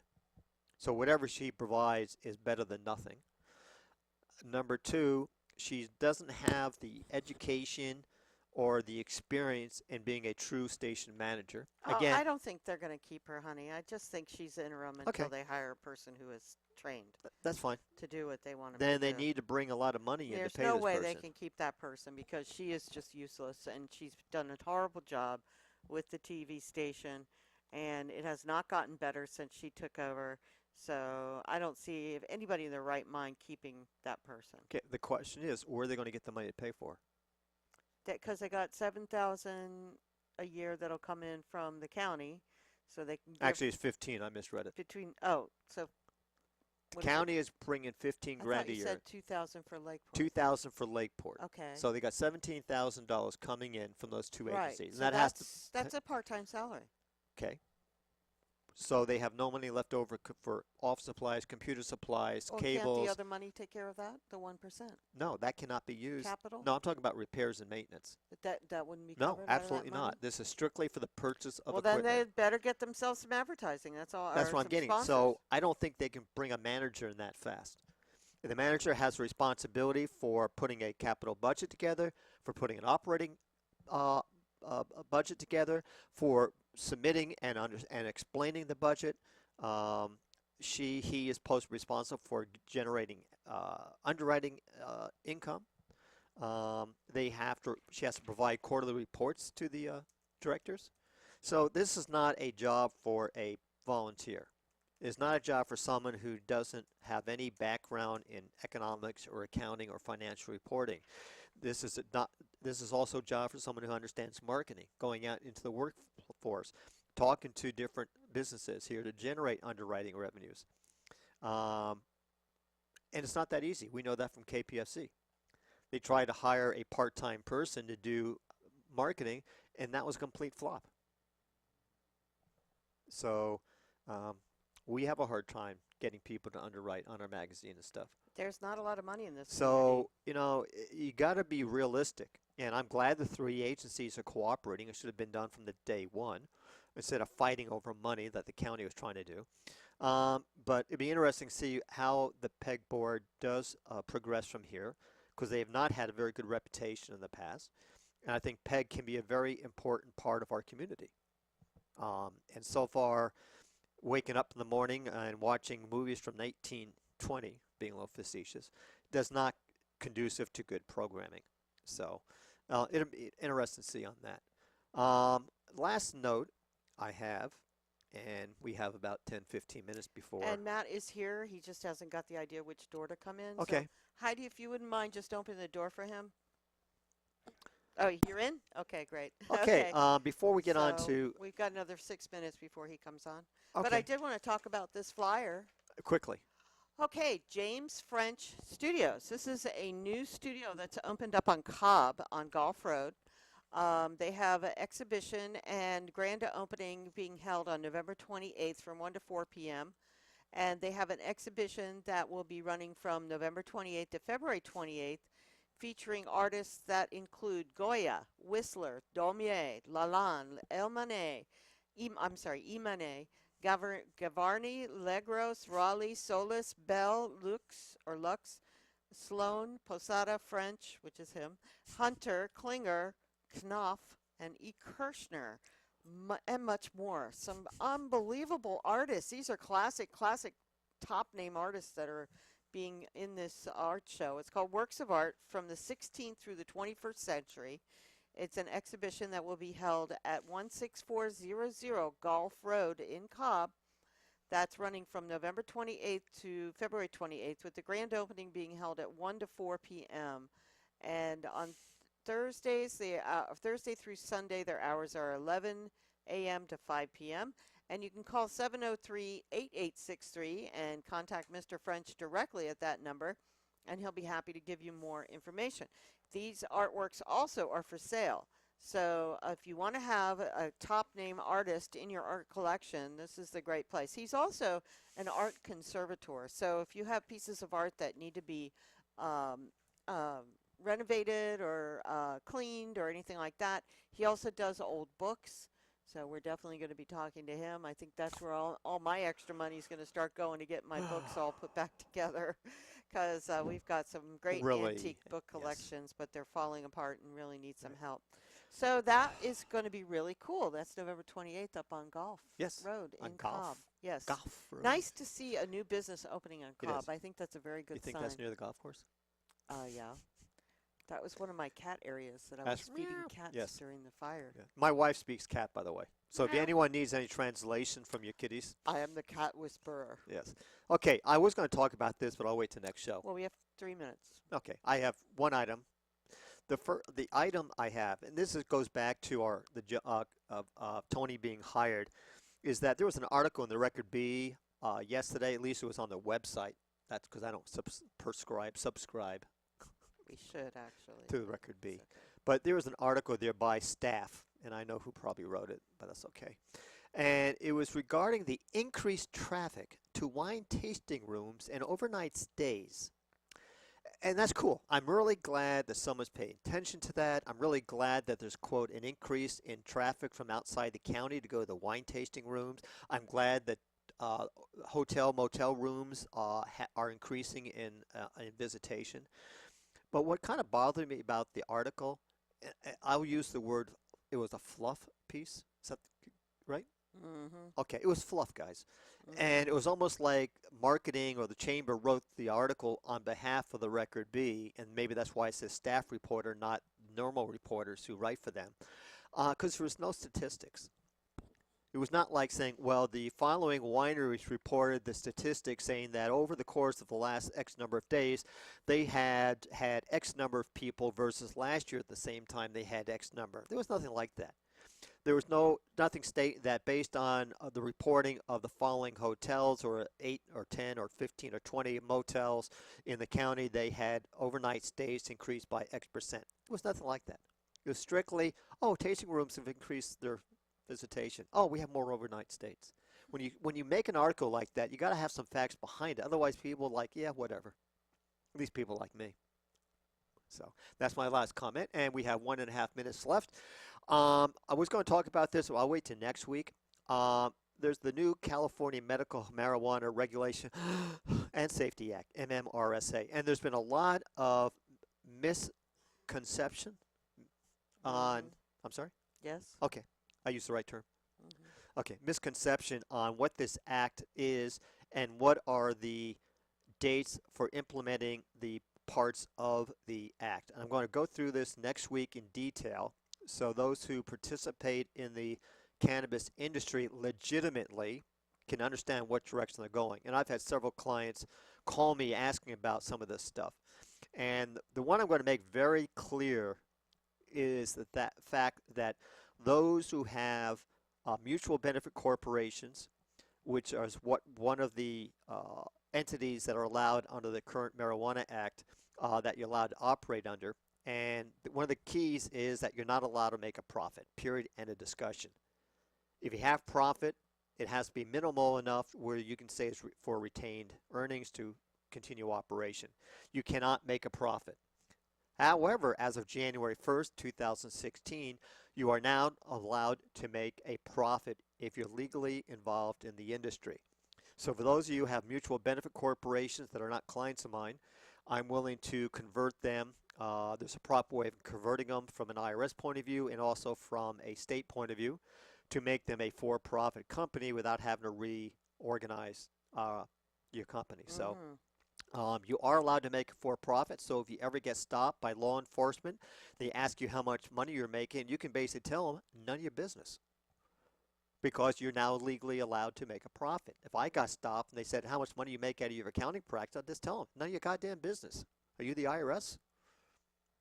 Obviously be polite so they don't go after you anything more. But the point is you're now allowed to make a profit, folks. So that's one of the key things that's effective basically January 1st.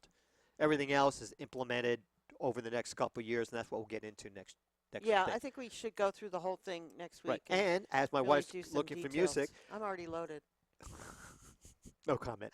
I'm loaded and ready I've to go, baby. I've been promising this to myself since I've been up in beautiful Lake County. Yes. I have a poem I wrote during my 2-year vacation in Yuma Yes. for my wife. Which I've never seen. Exactly. And I was putting it to music, and I'm not very good at that. So I might get some free composing music off the internet to kind of put some... Well, we have some musicians that probably wouldn't mind helping you. That's possible. Yeah. So anyway, I'm going to read this next week. And for a guy who doesn't know how to do anything except number crunching, I was kind of pleased the way it came out. And it basically tells a story. And I'm not going to give anything more than that. So I'm going to read that next week. Okay. So guys, you got to tune in and listen to this, because I think it's something near and dear to my wife. I appreciate that. And I'd love to hear it sometime. We're going Since to it's next only week. been 4 years since you. Well, you know how I am. I'm shy about this stuff. I'm not a music composer, but You have a great voice and you know how to play guitar, so you should be. Okay, we're running over time now. sorry, Right. Matt, We're going to take a quick break, and we'll be back with Matt Nelson from the Moose Lodge in a flash. here on Lake County Magazine Without- with Terry, And Pete the Tax Guy. and we'll see you in a few. Bye-bye. Bye. Oh, really? Oh, Really? This one goes out to Drug Enforcement Task Officer Walsh. Oh, yeah. He looked a whole lot like Jesus.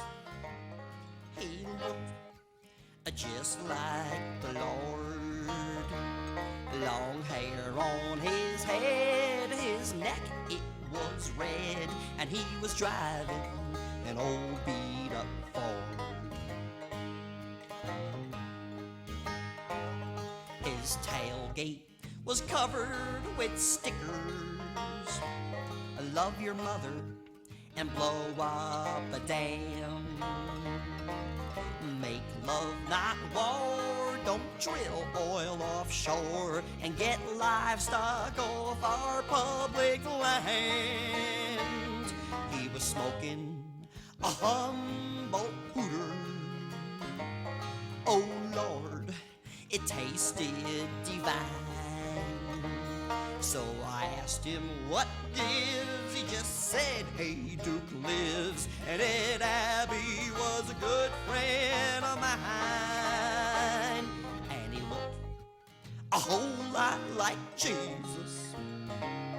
He looked just like the Lord.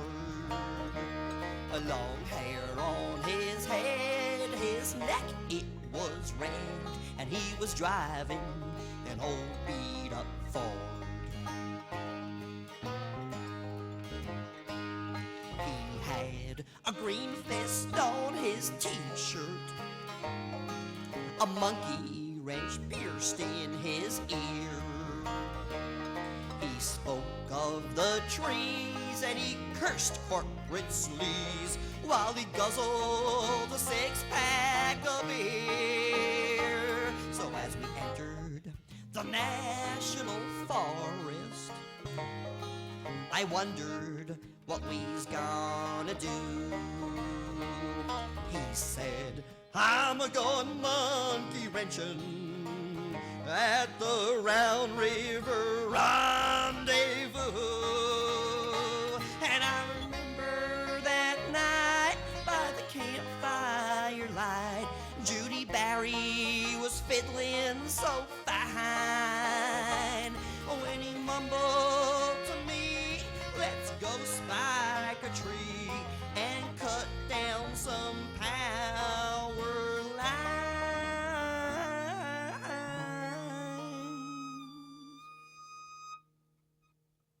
But he looked a whole lot like Jesus. He looked just like the Lord. A long hair on his head, his neck it was red, and he was driving an old beat-up Ford. So now I'm a-sitting in prison, a jumpsuit and flip-flops I wear. I'll be out with good time by 2009. Hope there'll still be some old growth back there. And the man who looked just like Jesus, he sure ain't a-sharing my cell. 'Cause he was a spy for the FBI, and they busted Dave Foreman as well. And I remember that night by the campfire light, Judy Barry was fiddling so fine. When he mumbled to me, let's go spike a tree and cut down some power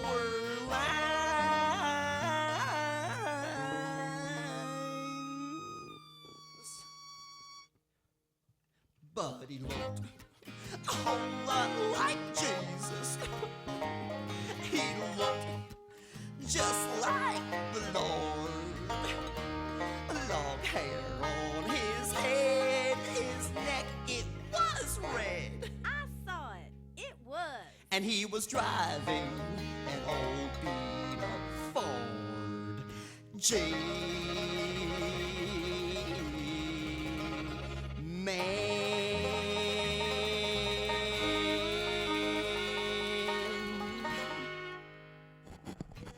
Make sure his volume was up. Yes, yes. He looked a whole lot like Jesus, Test, and he test, turned 1, out 2. to be an undercover agent, and we never even knew it. Oh my God! Hang on, we're doing a sound check. I don't care. Test, test. 1. Can you hear me okay? Yeah, oh, I can hear Oh, you beautiful. fine. Yeah, you're All right. fine. You must I, have I knew Verizon. he was fine. You were the only one. That I was just concerned. trying to be nice for a change. Anyway, I want to talk a little about that song. That was Daryl Cherney from the Timber album, and with Judy Barry and George Shook, and that one was called "He Looked a Whole Lot Like Jesus."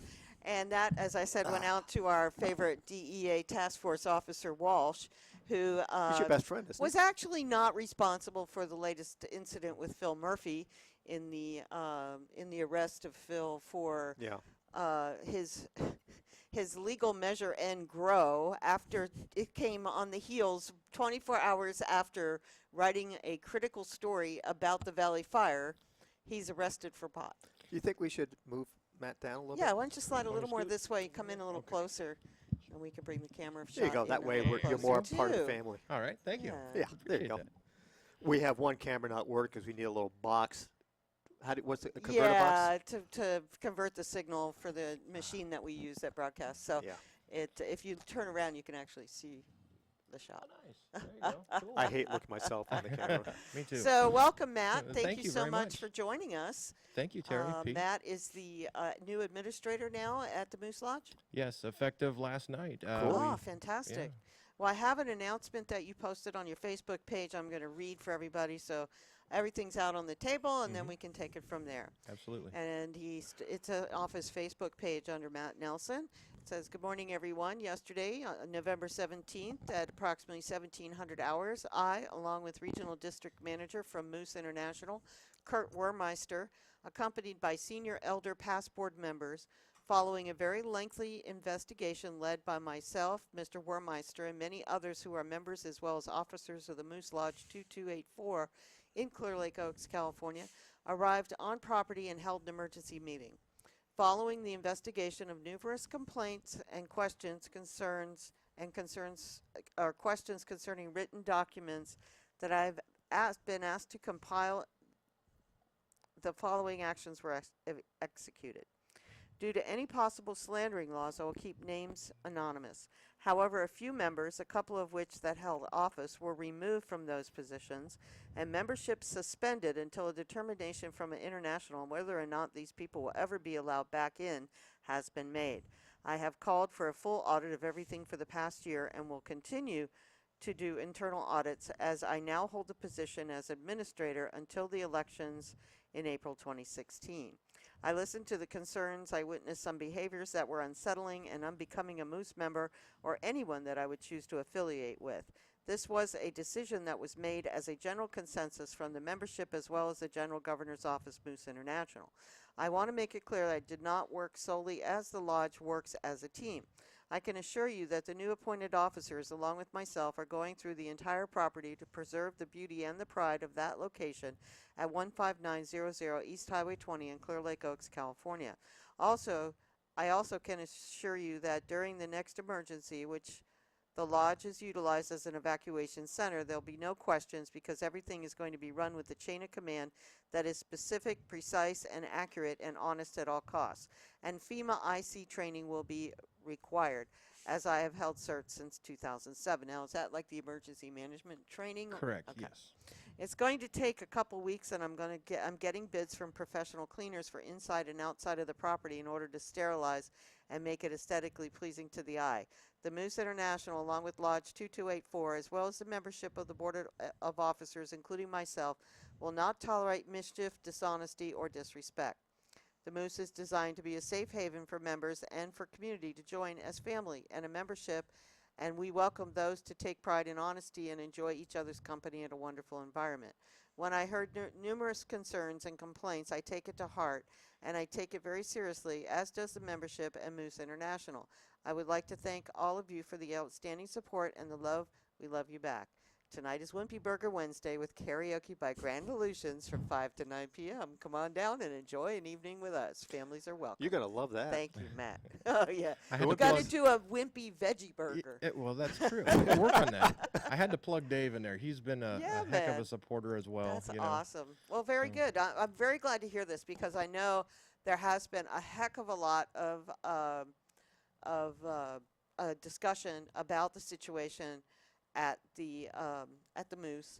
And would you agree that there have been some things happening there that probably should not have happened at this point? Absolutely. Absolutely. Hey, you And know, the people that are responsible for that are the ones that have now been removed? Correct. Do you feel very comfortable that you have routed out the ones that were causing problems? yes. And, you know, I know that questions about myself arose from a small group of people that we had asked to leave. They were not members, though. They were not members. They were just volunteers helping with the fire. Correct. Okay. And it was snowballing out of control to where the lodge officers and members weren't able to react in a timely manner, which the goal of everything was to embrace the folks that were legitimate fire victims, which I have changed to survivors, but to focus on their needs as opposed to going through and I'm going to be in charge of this and this is mine. It's a team effort. We have to work together and the egos and everything have to go aside. On that note, I didn't expect to be placed as administrator. I was asked by the general governor's office if I would accept for the short period of time into Before April. elections. Correct. Yeah. Will you Which run for as administrator when the elections come up? I will not. Okay. I work full-time job. Yeah, I was and wondering it's how you're a- going to manage that. yeah.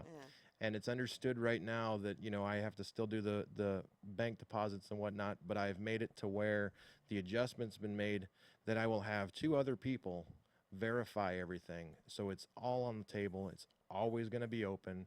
I'm calling for that internal audit tomorrow during the officers board meeting. Okay, great. So it's going Would to you be say very that transparent. there was some mismanagement of funds and donations?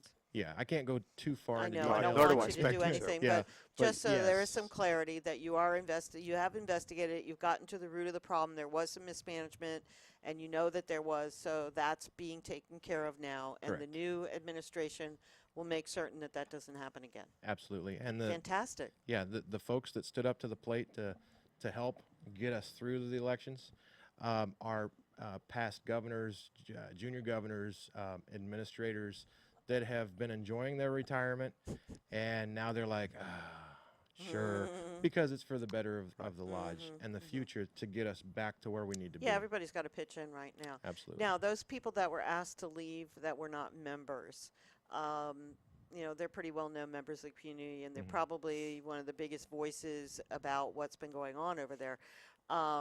Do you feel that it was the right thing to do to ask them to leave, or do you feel that that was the corrupt part of the organization that actually interfered with that? I personally cause don't that to have an happen? issue with them. I really, personally, I don't. Where I was in a position Because they were of- basically calling out to say that there was a problem with the Yeah, donations. exactly. I took what they said into consideration, and a very well-known local politician who stood up to the plate the second go-around, the second fire, which I had a run-in with at the first fire, Right? has he's mentored me and taught me how to deal with The things. diplomacy. Exactly. He's And an expert, too. yes. I know who you're talking about. what he taught me was people's emotions are going to come flying out and screaming and barraging. What you want to do is take the meat and potatoes of their concern and avoid the emotion. Just take the emotion out of it and then repeat to them what their concerns are. I never had the opportunity because it was never a face-to-face thing. It was more of a what I got to see in text via And Facebook. I had asked them if they had discussed things with you directly, and they had said no. So it was Right. hard for me to understand how they could come to any conclusions without talking to you because you were kind of in charge of the whole operation. Correct. And, what I did was, I was a corrections deputy in Mendocino County for a while, so I have a law enforcement background ever since I grew up in a law enforcement family. So the mentality is there. The way I handled it was I took what they said, and like I said, I got the specific concerns, and then I started seeing other people making those. So I asked them for statements. Everything was consistent, in that regard.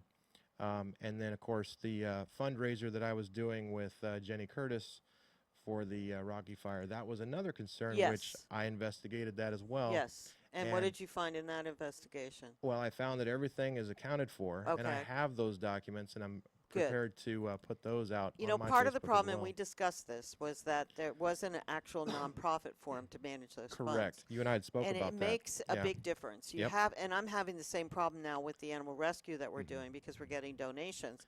I need to get the nonprofit established so that it's a protection to make certain that you're covered in case of any of the issues that arise, as they do. People are Exactly. going to wonder where the money's going and what's going on. Exactly. And, on not to run to Jenny's defense or anything, but to be respectful, the way that it was approached, it wasn't more of a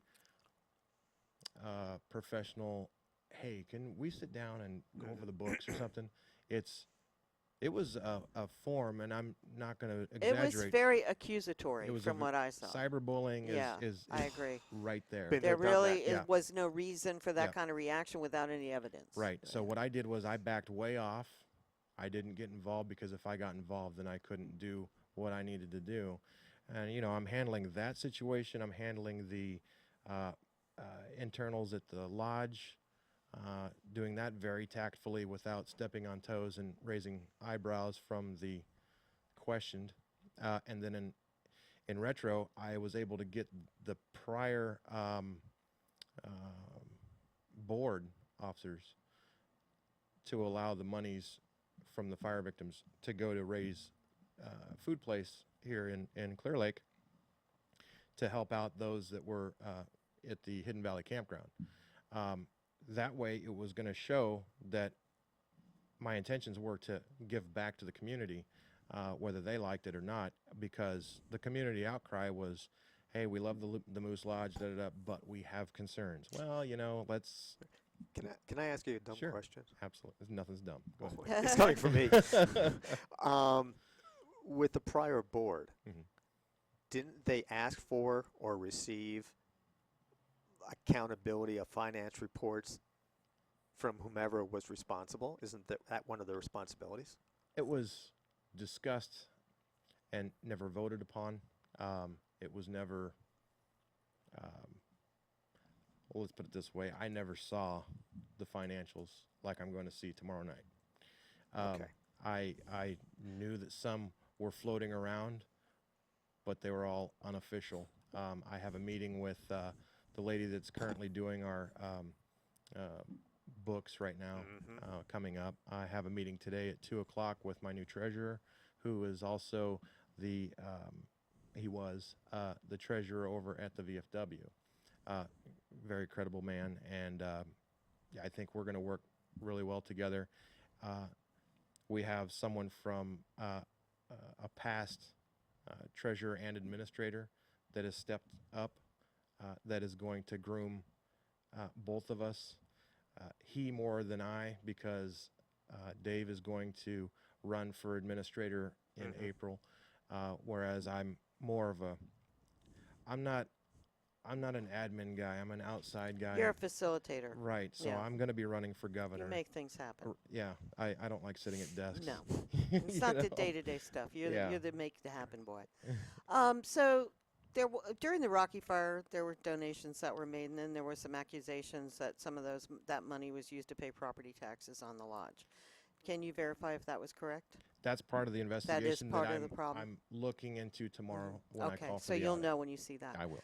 Because I know when we first started coming up there, some of the Moose people that were in charge had come up to us and said, we need help getting money in here because we're struggling and we're having a hard time. And the next thing you know, we didn't hear anything more. So, Right. and somehow things got paid. So, yeah, it's kind of suspicious, and it gives a little bit of credence to what the people were making the accusations for, which is all the more reasons why we're really glad that you're investigating, you're trying to come to the top of it. Now, if it does come out that there was donations that were misused, what does the Moose plan to do to make amends for that?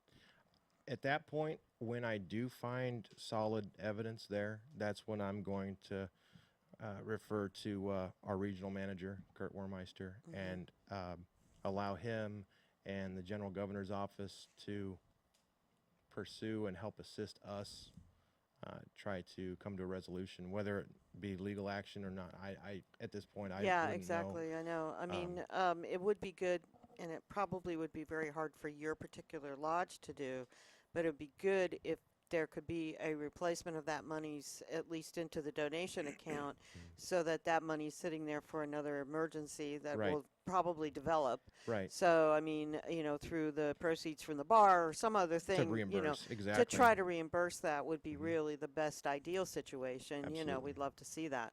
So, it's very sad because, we want to believe and trust that everybody has the right motivations, but we also understand how desperation can cause people to do desperate things. Exactly. And I understand that that's the situation that really was happening at that time. So within the minds of the people who managed or mismanaged anything, that donations that may have been mismanaged, then their justification was in the fact that, you know, they were trying to save the lodge, which, you know, sometimes it's a good thing and sometimes it's not. Correct. So, you know, they just have to keep on the straight and narrow. And Yeah. I'm glad you're there to keep them on that track. Thank you. I appreciate it. Yeah, we appreciate that. Yeah. So, but you know, I felt bad because I like you both. I like both sides. I like the Sure. people that were asked to leave. You know, I've known them for many, many years, and I know that they're upright and honest people in their own right. And so I hated to see the fact that there was a rift that happened between, you know, these two groups, because the other group had a very good network. They were Mhm. very powerful in bringing donations in. They were doing a really fantastic job. Right. And yes, they may also have stepped on some people's toes at the lodge, and that's understandable too, that people would be upset about that. But they were justified in their accusations. Absolutely. So Absolutely. I would love to see you guys now sit down at the table and maybe try to work for the future Mhm. in setting up something else that will be beneficial to the whole community. Right. 'Cause And both sides are wonderful. absolutely. You know, like I said, it's never been anything about personal. I don't take it personally. I think there was a point in time where I was getting nipped close to being personal because of the daggers being thrown. Yeah. But then I had to refocus, back off, and focus on the bigger picture. Not trying to say I'm some, you know, anyway, but you know, it's just what I would like to see, like you said, Terry, is that we sit down with those folks that are non-members, and we could come to an understanding where, hey, you know what, regardless of any issues in the past, we're starting with a clean slate right now, and that when a time of disaster hits again, whether it be a fire, the El Nino floods, an earthquake, which that could happen at any given time in any season, or anything of the sort, that we need to focus on the people that are going to be directly affected and not worry about differences. Well, if I you know. can interject one thing, Sure, you're talking about some negative aspects of what happened. Let me go on to a positive. sure. Is that obviously we didn't volunteer from a direct point of view. We were worrying about communications. Right. Every time I step foot in your facility, be it from the parking lot Mhm. to inside, the real volunteers. Yeah. I don't know if that's the right way of saying it. I The understand what you day-to-day grunts, Yeah, they were doing a tremendous job. yeah. And they didn't. I mean, there were some people in there that were devastated from what happened to them personally. Some Mhm. of them were handicapped, or they were really up in the age range. Sure. And your staff of volunteers were just unbelievable in keeping their composure. Yeah. Because I know how I would have reacted to, like, shut up and leave me alone, will you? Right. You got what you want. But they were so attentive. Right. They went out of their way to say, wait a minute, hang on, I think I saw something around the corner in the storeroom, and let me go check. And they bring back the thing that these people wanted. And it was beyond the Call of Duty, Right. because they were absolutely. dealing with so many other things. Yep. And it was just amazing how everyone just said, okay, I knew what I need to do, and they just did it. Mhm. Absolutely. Yeah, the spontaneity of it, Yeah, you the- know, it was like just amazing. Yeah, and I mean, I have gained so many friends just from, you know, the Rocky Fire, Valley Fire, what have you, just because people decided to show up and roll up their sleeves and jump in the trenches and do exactly what you said. And you know, with the emotional side of things, and just pushing through all that stuff, I went down a few times myself, as did a couple of other leaders. What I did, you know, I was dealing with at the time I didn't know it was my gallbladder. At the time I thought it was something called diverticulitis, which is in the intestine. But anyway, the hospital finally figured out what was going on last Friday, and they're like, "Oh, surprise!" You know. But I didn't want. I was raised by a Marine, and the way I was raised was, you know, you pick up, you move on, you push through the pain. Right. You don't show your weakness. right. And I would do that, and there was times where my wife or my assistants would drag me over to the medical RV that we had there, and they're like, "Go in there, sit down, get your blood pressure checked, And Leanne, our nurse, and Melanie, and a couple others that were there on staff would keep an eye on me. But I told them, I don't care what you're testing me for in here, but it doesn't leave this area. Do you know what that's called? What's that? Male stubbornness. They had to look at him one day too. Yeah, I was gonna because he had a say, seizure up there. Leanne? Leanne, yes. Let me tell you, I was sitting there, as you know, my wife's the PR person. I kind of behind the scenes. And I'm sitting there or standing up, and all of a sudden I'm like, oh, God, here we go. I remember that. And I remember that. And she just said, we started to not panic, but said, oh, my God, do you need one? I said, no, just leave me alone. I'll be fine. I'm having a small seizure. No big deal. Weren't you guys sitting down having dinner in the hall, I think, or something? Yeah, something like Something that. like that, yeah. And she just came and said, you all right? I'm an RN. You can talk. I said, sports-related epilepsy is not a big deal. I'm not going to swallow my tongue. Just leave me alone. Yeah. But she got a hold of another lady. We sat down with me, rubbed my arm, rubbed my back. Yeah. Felt good. Was that during the Rocky Fire or the Yes, Valley Fire? Rocky Fire. Oh, so that was Lauren. Lauren, She- okay. Yep. But they went beyond the call of duty. They They were said they great. could have said, Yeah. okay, don't worry about it. You need to go. No, Yeah. they took good care of me. Yeah, outstanding. Yeah. I was alerted to your symptoms there. I was somewhere, You had so much going on. It's no big but deal. I do remember that. Yeah. Um, But that shows you what the staff did. They just did what they had to do based on their Exactly. experience and Right. training, took care of the situation They without didn't need people telling them what to do. over panicking, making a big deal out of something that really wasn't a big deal. yep, So, exactly. but Yep. they were very attentive. Proactive, and I would sit there and think this needs to be done, and I turned around, it was done. Right. Just like the tractor thing, when I needed that fire break. Now, I'll be honest with you. I know that with fires and winds and whatnot, and especially in our area, what we were witnessing, and you guys saw it firsthand out there with the Rocky, especially Yeah. the spot fires. Let's say the way that the spot fires would travel and ignite. Yep. Yes. Incredible. I did what I could. Two reasons. One, a little bit of preventative fire risk, and two, it was more of a calming peace of mind. That people would see that there is a fire break, there is a fire hose, there is this, there is that, and I was constantly speaking with Cal Fire and keeping them updated and whatnot, and they were doing the same with me, as well as the Highway Patrol and the Sheriff's Office. And it was more of okay. And like I said, my wife, she was there quite a bit when she could. She works for Lake County Mental Health, behavioral health. Right. So she would give me little cues on how to keep Cool. people calm. Right. And she goes, what you're doing is you're giving them inner peace and a little bit of security, because during the Rocky Fire, we were under an advised evacuation Right. throughout the whole thing. And I knew that if it got to a certain point, we were going to have to pull everyone out and send them out 20. Your ex-fire, is that correct? A volunteer, yes. Yes. Yep. Okay. Yep.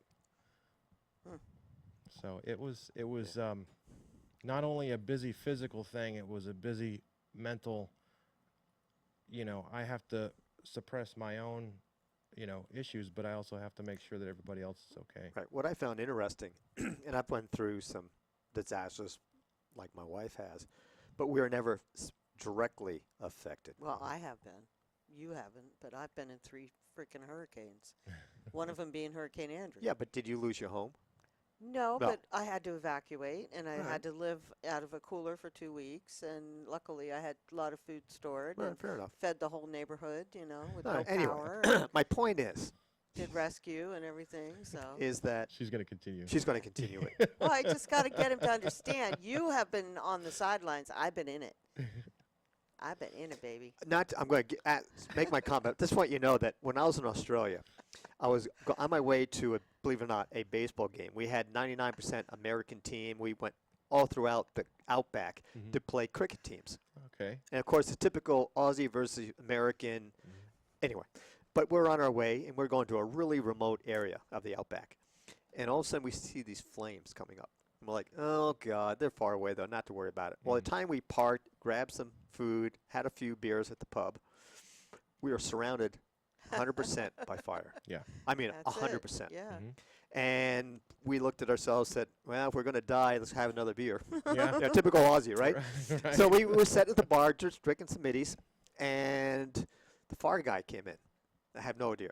And said, we got one break. If you want to live, you follow me now. Screw everything else. So we took our beer with us, Yeah, of got in the car, Gotta stay and we cool went. somehow. We followed the fire dude, Yeah. and we got right out. We were going through flames, but they had the portion of the road, the one dirt highway, and we were able to get out. Wow. That was scary as hell. Yeah. So I could relate to a certain extent the fires here. Right. Now, my point I was going to make is that with all the devastation that occurred, people who lost their homes were literally living out of their car Mhm. and tents. Their attitude was cool. Yeah. Oh. I mean, they were just like, party time. Right.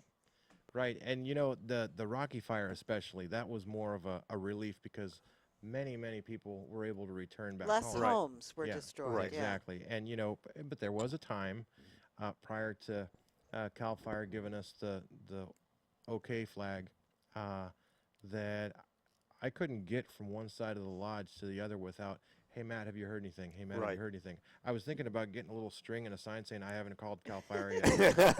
And then when I did, I'll flip it around. Right. Meeting in 15 minutes. Well, or that's why whatever. we started doing house checks. Yeah. Because there were so many That people that helps. just did not know if their houses were standing or Yeah. not. And, being able to go up there that day and play that video for those people, Yeah. I could just see the relief on so many people's faces. Yeah, that They absolutely. could see their homes were there. That was a huge help with the Yeah. valley because that one there, I don't know. Well, it was just so devastating. It was. Have you and seen the LCSO footage of driving down 29 during Yeah, the I middle of the posted fire? that. Oh my yeah. gosh! The way that those winds, 45 mile an hour, 50 mile an hour winds, were blowing that fire right across the road. I mean, you can't fathom it Eh, until you right. see it. Exactly. how Yeah. serious it was. The deputies and I'm thankful for Brian Martin and how he worked with us through everything because we did have some issues up there and it was dealt with swiftly and quietly. That's good. And that way we could keep people calm. Like you were saying, people's moods were it wasn't it didn't seem natural. You Yeah. would think that they were gonna just be Upset or something. yeah, just a mess. And I think it was a state of shock, really. Yeah, and, could have and been, Like yes. Jennifer told me, she goes, "You're dealing with people with PTSD now, Right. and Right. They're not sure of how to How to you know, react. yeah." And so- I heard something similar from the people that had gone down to Calistoga. Mhm. They said that Calistoga was like Burning Man without the desert. see that I've heard the same thing. All those Harbin people were just having one big party. Yeah, yeah. It's so funny. Yeah, we had a I good love time. it though. Oh, That's the yeah. human spirit, and that's what's Absolutely. really wonderful is that we're so capable of overcoming challenges like Yeah. this and putting our heads in the right space when the time comes. Absolutely. I mean that, especially during times where we tried to bring the positive out. We had the Tattooed Cherries, a local band. We had Fog, who's also a local band. We had Root Rot. We You had, had barbecues going all the barbecues time. going. Yeah, we had. And then you carried that down to Hidden Valley, yeah, to the Yes. campground. yeah. How are things going down there? Down at the campground currently, the majority of legitimate fire survivors have found homes. So Oh, Excellent. excellent. Good. yeah, Excellent. there are some remaining that aren't. There are some that are legitimate fire survivors. However, the majority there now are people that aren't. Transients, that good word? Essentially, yes. Okay. So what happened down there was, I found that it was brought to my attention that they had pulled the laundry trailer out a few weeks back on a Friday. So I stopped in and I met Casey Morgan, who we've grown to be good friends, and she's actually going to become a lodge member. Who's that? Casey Morgan. Oh, okay. Yeah, I dubbed her Mama Bear. So that. Yeah, I Yes. remember her. Yeah, Yeah, yeah. right. So, at which point we started talking about what people were eating down there, because there was nothing to really. There was no community center Right. in the camp, and there was no laundry facility, and we were looking at quite a few people down there. Little kids and older kids were doing homework in their tents with flashlights and things of that nature. I kind of had a problem with that. So I went and got the donated washer and dryer that we had at the lodge and had it brought down to the campground. I had to stop by Sears here in Clear Lake and purchase a plug for the dryer. Got that set up the same day. Fantastic. And then that way they had laundry. And then that's when I started looking around and doing a little more investigating and was asking people, what are you guys eating for food, you know? And they said, well, we're keeping the local pizza parlor busy, you know? And I said, that's not sufficient. So at which point, that's when I went to the board and I said, look, we need to get some money out and make an account with Ray's Food Place, and which we did, and we could get them money. And then local members of the community are and have also been cooking food, taking it down to them. You know, it's been a very enlightening thing to see the community continue even after the flames have stopped, that the love still goes on, you know, and the rebuild. And that's my goal was, and I told them the first day we were out there when we brought the canopies out there and the things, that the barbecue, is that we're going to do this for you. We're going to get you from the on-ramp to the highway. We're going to set the cruise control, and you guys use what we've provided you for the short while, and you guys handle it. Okay. Did the Hidden Valley Lake Association step up at all and help out? They've been in contact with Casey and meeting with her, who's been relaying the information to me. They stepped up by not kicking the people out. That's if wonderful. Okay. Yeah. You know, that's I mean, that is the best thing they could do. Yeah. Yeah. you know, because It's had okay. they done that, that probably would have really messed things up. So yes, in a way they Okay. certainly did. The deadline is the week of the December 7th for everybody to be out, and that's good. We are looking to probably pull some resources out this coming Saturday because we do have information that's been confirmed that there's the non-fire survivors Right. that are helping themselves to things that Oh, Okay. see, are for this the- is right. this is a so problem. that's the problem. Now, my feeling now. is there's a lot of poor people here, let's face it. There's a lot of people that just aren't making ends meet. There's a lot of fire people that have been helped. There's Mm-hmm. still some that need help. But when these people are all helped, why can't we help these people that really do need help right, as well? Exactly. You know, I'm hoping that warehouse just opens its doors and say, come and help yourself. You need it? Right. Who cares? Exactly. Who cares? Who cares if somebody comes down there and gets some new pillowcases? Exactly. You know, I that's- mean, it's just there's just so much pettiness going on. There's so much giving going on. Yet there's so much, like the whole thing with the warehouse. They had to remove, what was it, the Adventists that were up there because they weren't giving anything away. Yeah, that was another thing. Oh my God. I mean, yes, they are God's people, but God didn't give them that right. I'm sorry. I'm surprised I don't have a Chevy emblem for my steering wheel dented on my forehead, and slamming my head against the steering. I was like, oh my gosh. Right? It's You just drive a Chevy? crazy. Yeah. And a Ford, but.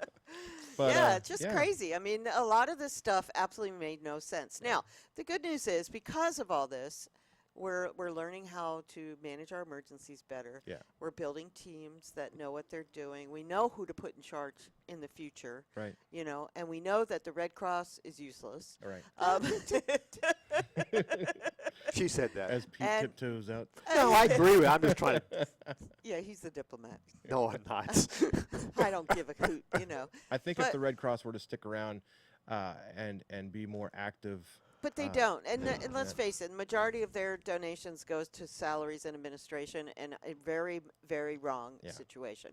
Now, the Salvation Army, that's another Mhm. thing. So we learn who to give our money to. Right. We've learned who to go to for help. Mhm. We've learned who can make the job work and who can't. Right. You know, the fact that we lost an emergency management OES director in the middle of the freaking yeah. fire who resigned in the middle of the biggest disaster this county's ever seen. Mm-hmm. I'll be surprised if that woman ever gets another job Well, Yeah. that's because that another was her subject. that was her job. Yeah. That, And I give Carol Hutchinson 100% kudos yeah, I've been for watching the job that she's been doing and Yeah. the meetings that she's having and having an office down in Middletown. Mhm. Her doors are open every day for Yep. people to walk in and say what their problem is. Thank God that someone in this Yeah. county willing Yep. take over this operation and run it properly. Exactly. I agree with that. Yeah. The one point I wanted to make real quick about the Hidden Valley Campground is there's a donation account that we set up with Raise, like I was saying, that there's going to be some left over. I don't know the complete figure right now. I don't know if we're going to be needing to purchase any more food because I haven't spoke with Casey yet today. I had them devise a message board, basically a list of a calendar of feeding of who's going to do what and where, and so when we decide to pull things out of there, the monies that are sitting in the account at Raise, our intentions are as a group is to take those monies and give them to NCO or something that's a bigger organization, but a local organization, so that we can say, The hey, Rotary Club's been doing a great job. I mean, yeah, But we still love the Salvation Army. yeah. You know, the director of the Salvation Army only makes $13,000 a year. Well, that's honest. Right. Yeah. Yeah, I mean, that's where the money goes back to Right. the people. exactly. I personally have some issues with North Coast because they removed me from the committee, the yes, fire that's right. committee, and they have provided no transparency as to where the money's going and how it's They being still have distributed. No. They're Oh, not we don't. required So- to until the end of the year when They're they not prepare required their to do tax anything. returns. So, and they don't have to give out any of the names of the people that received assistance either. I'll go back to the drawing board. Yeah. Yeah. we'll So I discuss that. just don't think that's right. I felt good about being on the committee, but according to the people in charge, a diverse number of people complained about me being on this committee. And my feeling is that, first of all, I would have had no control over any funds, so it's kind of Right. stupid to Yeah. object to me being there. And at least people would have had an honest voice to really watch where everything was going. Yeah. That, And now, not to say there's anything wrong with these people, but one of the people on the committee was actually a fire victim herself, which puts her in a direct conflict of interest. Mm-hmm. Has she been removed from the committee? We don't know because there is no transparency. Yeah. So, it works both ways. Uh-huh. I may not have been the best candidate for the committee, but what they're doing now is not right either. right. So No, absolutely not. I yeah. was not aware that they had not come out with there that is yet. no If they have, disclosure it's being not- made. Yeah, There's I'll no be down. disclosures. They'll tell you how much money they've given out, but they won't tell you who it went to or how it went to be distributed. Well, the How question- much was distributed to people who actually lost their homes? Right. How much was distributed to replace furnishings? How much was distributed to make up for salaries that were lost? We have Exactly. no idea. Yeah, well, that's- part of it is they should have, and they may have, put together saying, okay, for these type of victims, from 0 to 1,000. From these type of victims, from 1,000, whatever. Yeah. That way, there's a proper fairness, Sure. which is mandatory in this Sure. type of environment. Absolutely. Yeah, so it would That be makes- interesting. That makes sense. Yeah. Yeah, I it's do too a bad. lot of, I want to say this politely, I create a lot of nonprofits. I kind of explain to It clients creates a lot of trouble too. how to operate the nonprofit within the IRS guidelines. I Mhm. can't speak for state or the internal, which I know what I would do, but I can't dictate to them. But Right. at least give an overview of, like, if you're going to do a fundraiser and it's going to be spent specifically for a project, open up a separate bank account, name it that way, have a complete set of books to account for everything, and then you can merge them all to the total. So I don't know if this is happening. Mhm. It could be. Yeah. But if it is, and because it's such a public item, they should have some form of disclosure report just to Absolutely. satisfy the people who are just donating. Exactly. 'Cause- I agree.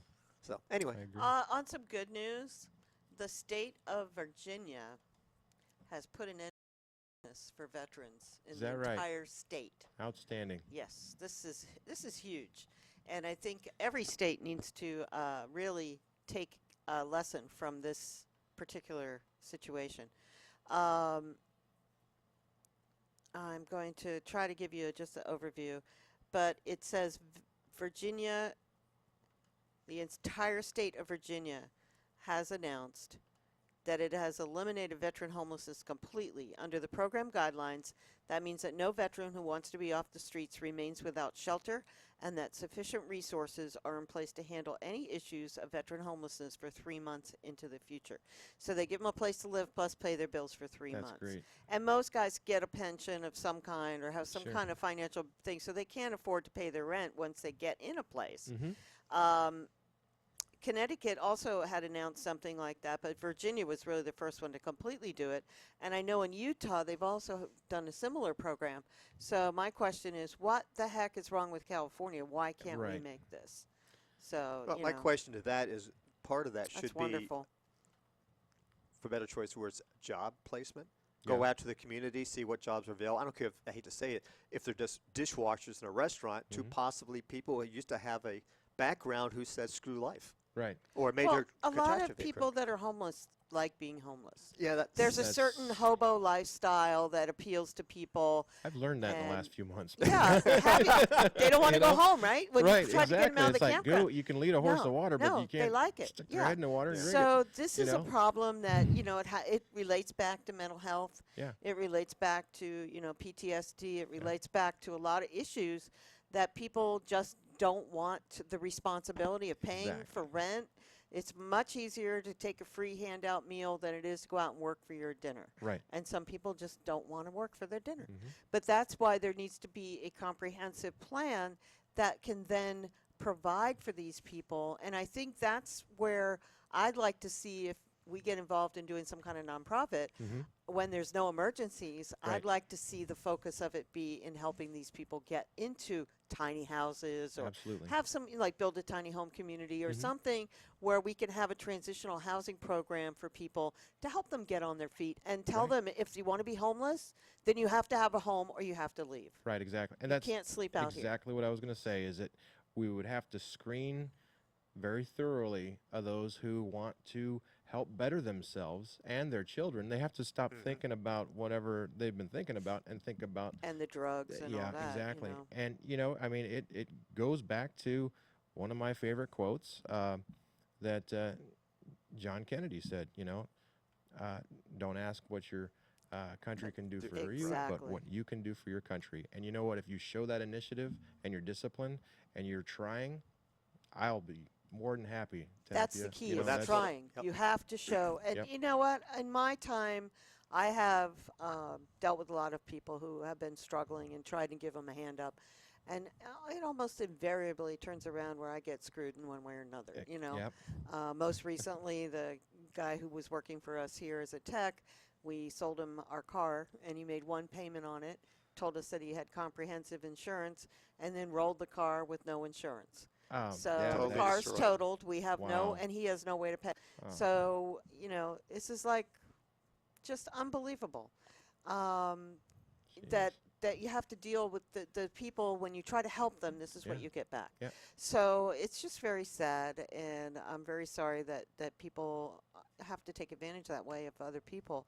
But by creating an organization maybe that can step up and help out these people, because we found out later they do have a drug problem, they Right. do have other issues going on.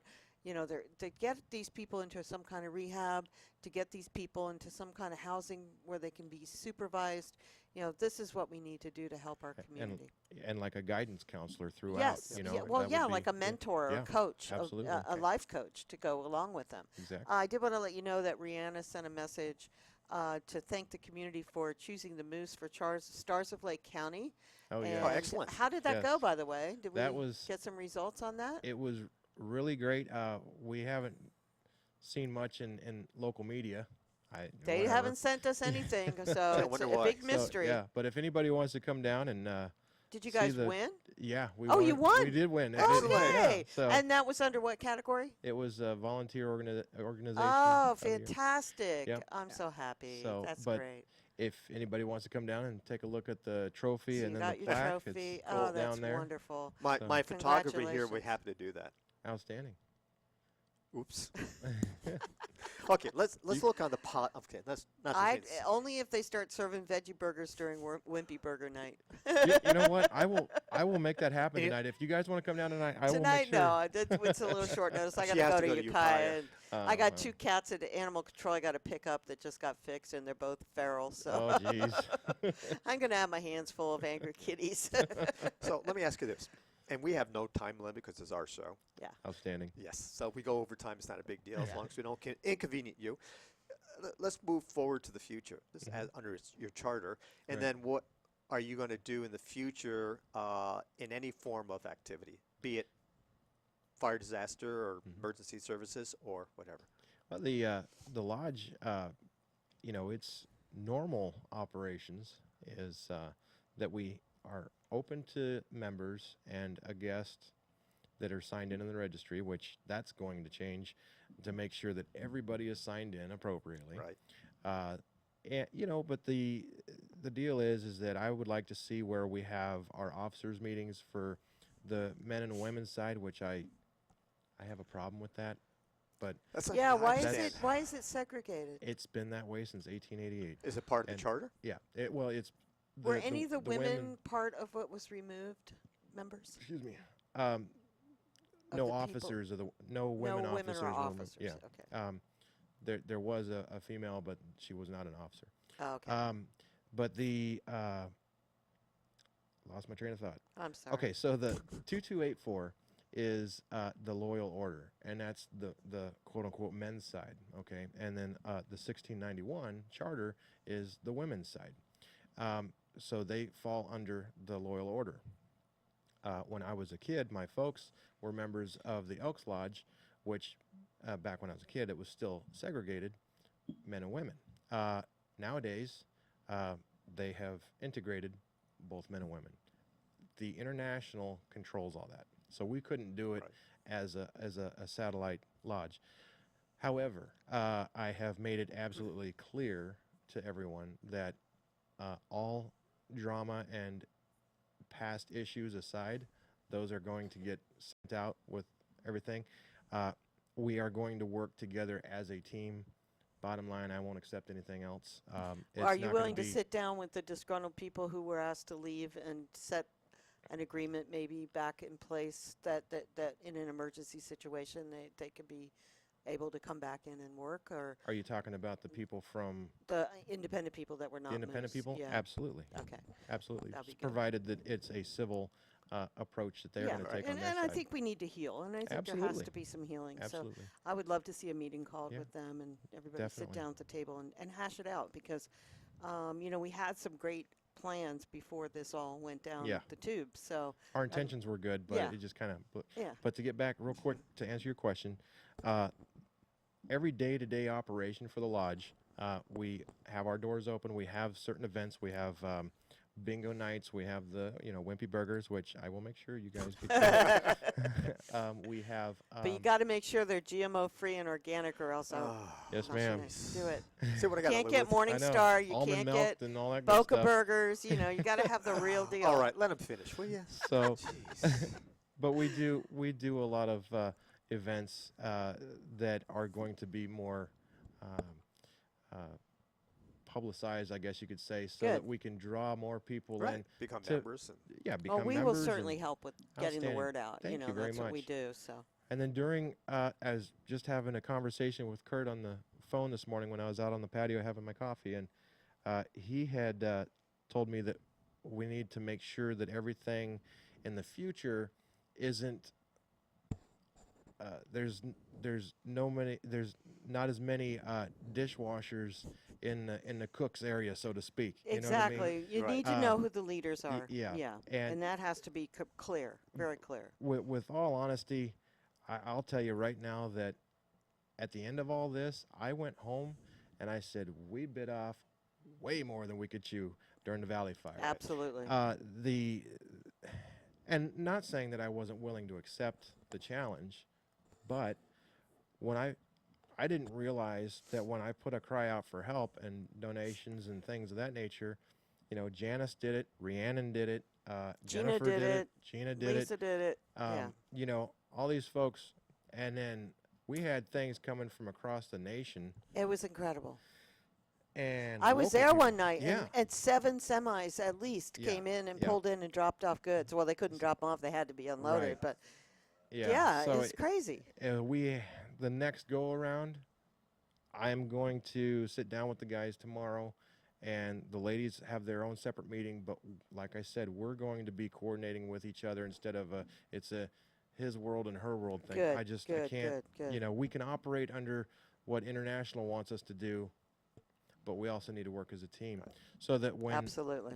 because you know what, in an emergency or even in a family function or things of that nature, it's not okay. The girls sit on that side and the boys stand on that side, and the music's playing, and who's going to ask who to dance? You know what I mean? It just doesn't work that way. So that way we can we have a public information officer that's going to be on the lodge page saying this is what we need. This is specific. This is what we already have. Please contact. Have your so-and-so. emergency management plan in Yep, place. exactly, and That's what everybody's we going need to have to that. do. Absolutely. Because we have to be prepared. We're going to have storage units that are going to be brought in here in the near future that we can store things like the recliners. Remember the fella from the Rocky Fire? Who couldn't sleep unless he was in a yeah, recliner. right, Yeah. 91 years old. Yeah. And I poor put it on thing. Facebook. And his house made it too. his That house was made a it, yep. miracle. And 4 chairs showed up over a course of a week, but 1 chair showed up in about a 45-minute to an hour period. It's amazing. And that thread was crazy because people either had a chair or couldn't get it there, or could get it there but didn't have a chair. So then the people are like, no, I've got one, I've got one, no, I've got one. I was like, okay, look, somebody needs to make too a cool. choice of who's going to be here. And I just finally said,